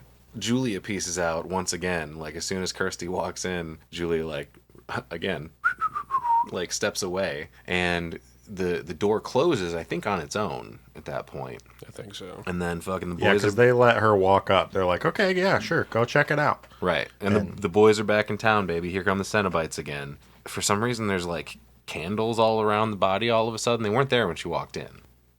Magic candles. Yeah, I don't know. I didn't pick up on that there wasn't, and then there was. And then we hear weird, heavy breathing from Pinhead, I'm pretty sure. It's just... He's pissed. Yeah. And yeah, he points at the body and he's like, "We want the man who did this." And, obviously is fucking terrifying. Because I think, I don't think they're fooled for a second. No. Right. I mean, they know.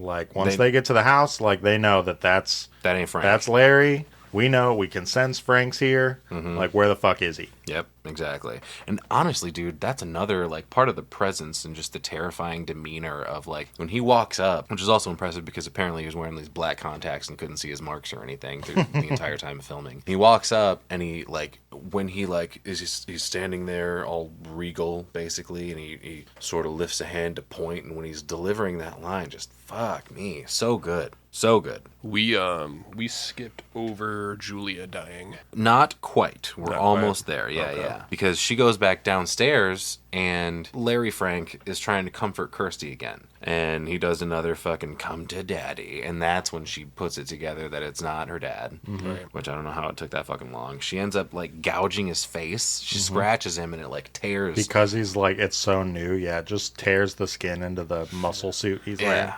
Gross. And for the rest of it, he's got like dangly skin bits on his cheek. It's fucking Yeah, the gross. prosthetic skin they have there is really gross. So this is where Frank pulls out the switchblade. He goes to stab Kirsty. Kirsty gets out of the way. He stabs Julia. And that's hilarious, where she gets stabbed and she's like, "Not me!" She was very deserving of that. Oh, hell yeah. Almost jumped out of my chair when she fucking died. I'm like, finally, this bitch. Here's something I don't really understand, though. When he stabs her, her skin, like, immediately starts looking like it starts to rot.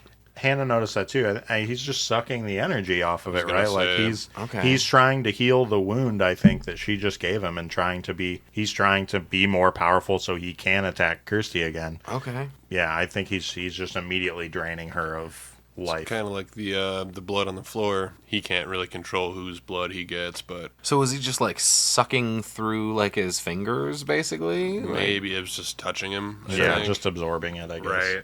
All right. Rebuilding his own flesh with whoever's dead, There was a funny part to Hannah and I as we were watching this last night, because a couple of movies that we've seen in the last year or so, one of which being The Black Phone, the other one being Evil Dead Rise. When we went to see, Jason and I saw it in the theater, there's a part where this like statue of Jesus like falls out, and she leaned in and she was like, "Oh my God, wouldn't it have been so funny if it was like a cut scene, basically, where it goes to the little girl from Black Phone when she starts to pray and she goes, 'Jesus, what the fuck?'" That would be funny. So Jesus jumps out of the closet at Kirsty and scares her a little bit, and she kind of stuffs him back in. This is where she goes into the closet to hide, but nope, she's fucked there too, because one of the bodies that they stashed falls out. Just filled with maggots. Just start spilling out of this dude's face. Yep, out of his mouth. Jesus, no, thank you. Frank is chasing Kirsty through the house, and we go back to the attic, and then she's walking backwards, and I saw it coming, dude. She ends up obviously tripping over her own dad's body and freaking out a little bit. And that's where Frank comes clean, which is important, because he comes clean unwittingly to the Cenobites. Who are all just standing in the darkness waiting for him. Yep, gotcha, motherfucker. And this is where we get the awesome, awesome final scene. We got chains shooting out all over the place again. Pinhead yells over at Kirsty, "This is not for your eyes." And she fucking just, like, I mean, it's kind of one of those, you're just paralyzed in fear. I get it. Like, she literally couldn't leave by that point, but it's just like, get the fuck out of there, girl. Like, I, as the audience, am just, this is the point where it lost me. I was like, oh, fuck, this is just so fucking gross. Yeah, Pinhead just gave you a free pass, dude. Get the fuck out of there. Yeah. And I think it's kind of her fault then what happens next. Yeah, so that's what I was alluding to, the good and the bad. Like, I think it's pretty purposeful. I don't think that it's just happenstance that you know, the female Cenobite goes and is just like, oh, you thought we were going to let you go? Right. Pinhead, when they're in the hospital making that deal, he's pretty clear about, like, maybe. Yeah. Right. Maybe we'll let you go, maybe not. I will fucking find out. If you... Yeah, we'll be the judge of that kind of a thing. Yeah, if you lead us to him, we'll see. They knew the whole time. There was no plans on her getting away. Yeah, you know? they were like, we get 2 bodies of one here. Yeah. There was a creepy moment, too, where the female Cenobite says something about, what if we prefer you? Yeah. He said, oh, yeah, I gave you Frank instead, and yeah, maybe we want your soul. So then we get Frank suspended, Larry Frank suspended by the chains. This nasty scene where his face is just getting ripped apart This on is the where it's sides. Stretched. Yeah. Everything was stretched. Jason, take the wheel, man. Tell us Eyes were about pulling it, man. out. Yeah, essentially, the Cenobites were glad to have him again. You know, there's not really anything around that. Because they save Kirsty for a minute. They're like, yeah, go ahead. Get out of the room for this next part because we're going to have our fun with him, basically. Yeah, man, they just fucking rip into every piece of flesh he has because Frank goes to attack her again. And that's when they clip him by the hand or something with the first chains. chain. Yeah. And that's Oh, when yeah, and they drag him back. They drag him by his hand. Yeah. And that's when then they start to peel the flesh. For Yeah, sure. they start to stretch him. Frank's smiling, which is really creepy too. And that's how you kind of know that this is what he wants. Fucking you know, unsettling. right? And then the infamous Jesus wept before. Which I don't get. Like, maybe it's just a religious, biblical reference that I don't get. Maybe there's a line in the Bible that I haven't... I think that was the part where, it really cemented my idea of, him really just giving the middle finger to God, being like, yeah, I'm fucking into this. Right. Okay. Fair enough, I guess. So, yeah, these chains just fucking make this guy explode. Yeah. That's awesome. All over... The explosion is... all over the attic. His head is just not there anymore. You can see it for just the briefest of moments. Right. And then, yeah, just blood spray all over the place. Ugh. Would be interested to know if that was just one take. How many Right. times was Frank exploded? Yeah. Before It had to have only been a few, because I'm sure the prosthetic and stuff that they're using all there, that had to have been pricey to build that whole thing and the whole contraption of And then you pulling it apart. destroy it too. Yeah, so Destroyed. probably 1 or 2, I would say. Right. Yeah, for sure. Well, there was a cool little moment that I wanted to mention before Frank gets exploded. Chatterer shows up, and he just kind of pushes him a little bit. he just kind of He nudges doesn't him. do anything else. He just It was so get in there. so low energy, dude. He's just like, His whole thing is just to stand there and chatter his teeth and be the creepiest fucking guy in the room. I guess, dude. Yeah, he is. I love it when he starts doing it. Yeah. So now the Cenobites are like, nope, just kidding. You're fucked too, Kirsty. And they start chasing her. This is where she discovers Julia's body laying on the bed with, I think, the box, Yeah. maybe? She's holding the box box. is Face there. was all Faces are off. spread open too with the chains. She was tied to the bed. Gross. They got her Face too. hugger style. And this is where we get the infamous Pinhead stands up behind her. We have such sights to show you. Beautiful, thank you. Thank you, Pinhead. Kirsty starts to put the box back together, banishing one at a time these Cenobites, except Butterball. I don't understand why, but for some reason... He's just crushed. Yeah, he Right, yeah. doesn't get the treatment of being sent back to his hell dimension, poor guy. He just gets caved in this fucking house, collapsing on top of him. Steve shows back up. Fuck Steve. The engineer, when they try to leave the house, it's like a weird dark void. Mm-hmm. Like the outside of the house isn't the outside of the house anymore. I think probably because the box is still open. We're Right. still in this hell dimension. Yeah, it's kind of still thing. not quite shut. She's got she's got 3 of the parts put back to where they need to. Mm-hmm. And then the box clicks again. And it's The corner of it turns. yeah. And so, yeah, I think it was just oh fuck, that was part of them. Right. I didn't get them all yet. And so, yeah, she opens the door and in comes the engineer. Fair enough, I guess. It's a weird fucking thing. They have this weird, like, back and forth, like, tug of war with the box, essentially. Like, neither of them can grab it. Kirsty finally gets it, and then banishes the engineer, and thank God, okay, hey, end of the movie. We made it, guys. And her and Steve walk outside in the rain, which has to feel fucking phenomenal after all this shit she's been through. All this nasty blood. I was going to say, getting the blood off of her. Yeah, the plaster falling down from the house all over you. Fucking shower me, rain. God, I guess that would be showing up, you know, helping out. And of course, Kirsty and Steve go to do away with the box. I don't know where they found this fire randomly. Like, it's not really the house, right? No, maybe it was supposed to be remains because there was chairs on fire. If you remember that scene. Yeah, I thought it was strange. Like literally the house burnt down because it shows the house like glowing from the inside, presumably from hellfire. Okay. And yeah, I think it's just the house that burns down. Okay, fair enough. But then she throws the box into the lament configuration, we need to be clear. I don't know if we've said that a single time this entire episode, but yeah, the box is called the lament configuration, and it was designed by someone named Le Marchand, right? I think we don't find out a lot of that until the second movie, at least, which I'm not super familiar with the franchise, but hey, you know, eventually we're going to cover these, so we'll find out. Nick's sitting out of the sequel episodes. There's like 10, dude. Oh, man, no, you're in for the ride, man. You better strap in. But now we get this weird shit where she throws the box in the fire. Okay, hopefully that destroys it. But then we get the bum coming back, the homeless guy, and he just walks out and into the fire. He's totally on fire, doesn't seem to give any kind of a fuck, which is how we then figure out that he has been this entity the entire time, probably from that same dimension, obviously. Yep. Because he picks up the box, and then he turns into this weird fucking skeleton dragon for some reason. Fucking cool. I was like, it was pretty cool. Dragon. Like, it's fucking like immediately he's on fire, and then he's a dragon. And he just flies away with the box.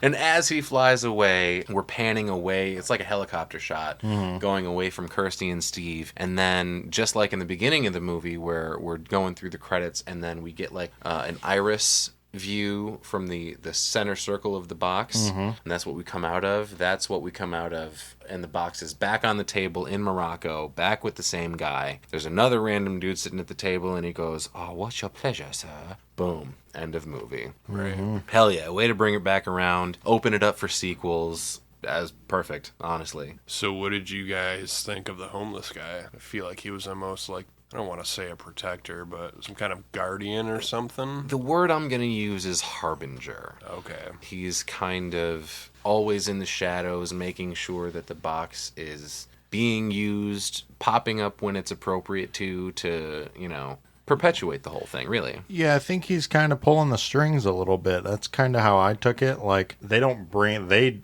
as in, like, the filmmakers don't bring in the idea of fate, really, but, like, Pinhead says at one point, like, you're not supposed to see this. So, like, I kind of took it as he comes in to kind of save the day, because it wasn't her time, kind of a thing. Like, you're not supposed to die yet. You weren't, like, you're not supposed to go with them. But the box has got to stay. Other people are doomed to get this box. Right. Flies out of there in demon spectral dragon form and gets it out of there. So, I didn't have the time to before we recorded today. I was going to look into that because that was the one thing that I was like, I got to look into this guy. Like, I think he does end up having a name. He is a big deal in some way or another. He's got something to do with something for sure. So, yeah, overall, I thought this was a fun movie. As gross as it got, as dirty as it made me feel inside from time to time. It's a good time. It's a good trip into this world.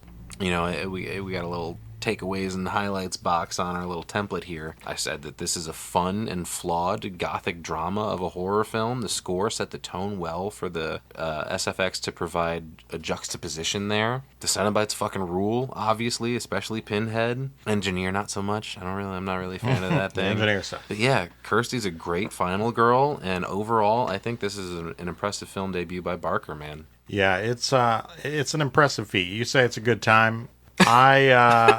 Not quite my experience with it. I mean, I was really, really uncomfortable by the end. The funny part, I texted the guys after I got done last night and I was like, I feel like I need to bathe in holy water. Like, yeah, man. Like, if I never have to watch this movie again, it would be okay. That being said, it's astounding what Clive Barker did as a first-time filmmaker on a shoestring budget. From what it seemed like, it wasn't made for a lot of money. Like, it had $1 million budget, or $900,000, right around there. Yeah, so I mean, like, that's, in hindsight, that's not a lot of money to, do some of the stuff that they've done in this movie. Like, and it ended up raking in like $14 million in the box office. Yeah, I'd love to see that number inflated, or adjusted for inflation, because it's just like, it's wild what they accomplish. And in totality, like, that's what they're there to do, right? They're there to make you feel uncomfortable. They're there to scare you. So the movie accomplished what it wanted to do. My voice cracked because I'm still so uncomfortable by what I witnessed last night.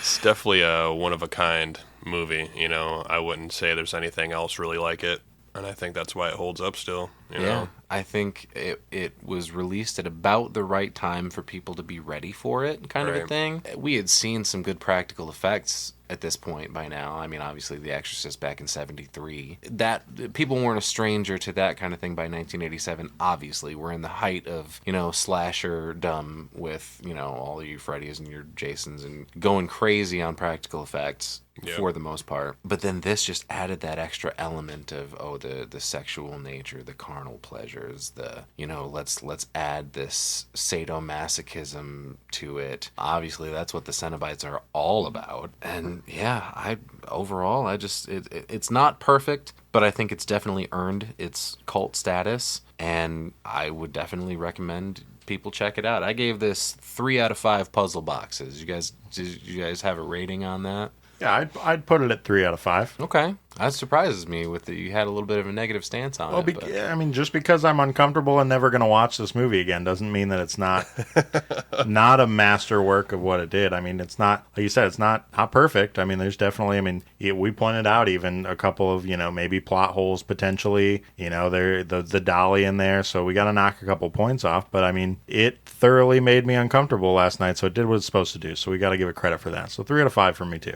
All right. Yeah, 3 out of 5 for, I think, effects alone. As far as, like, watching it and saying, hey, this is a great story, maybe not so much. Clive Barker's definitely got an imagination. Oh, yeah, but for sure. The special effects is really what stood out for me. For Clive Barker, my preference is Candyman. I love Candyman. Yeah, I kind of can't wait to cover Candyman. Yeah, right. We will eventually. But yeah, if I'm doing Clive Barker, again, like I said, it's got that great Philip Glass score throughout. That score is Talk so about good. A gothic horror movie. Oh, yeah.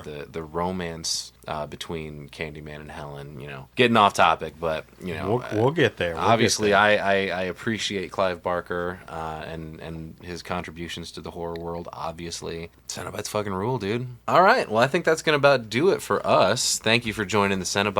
Please join us again for the next episode that we have, or we'll have to come and tear your soul apart. We don't want to do that, so...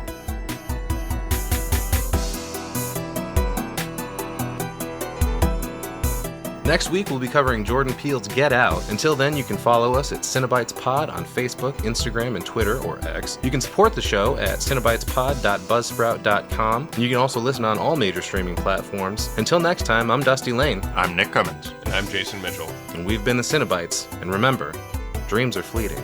Only nightmares last forever.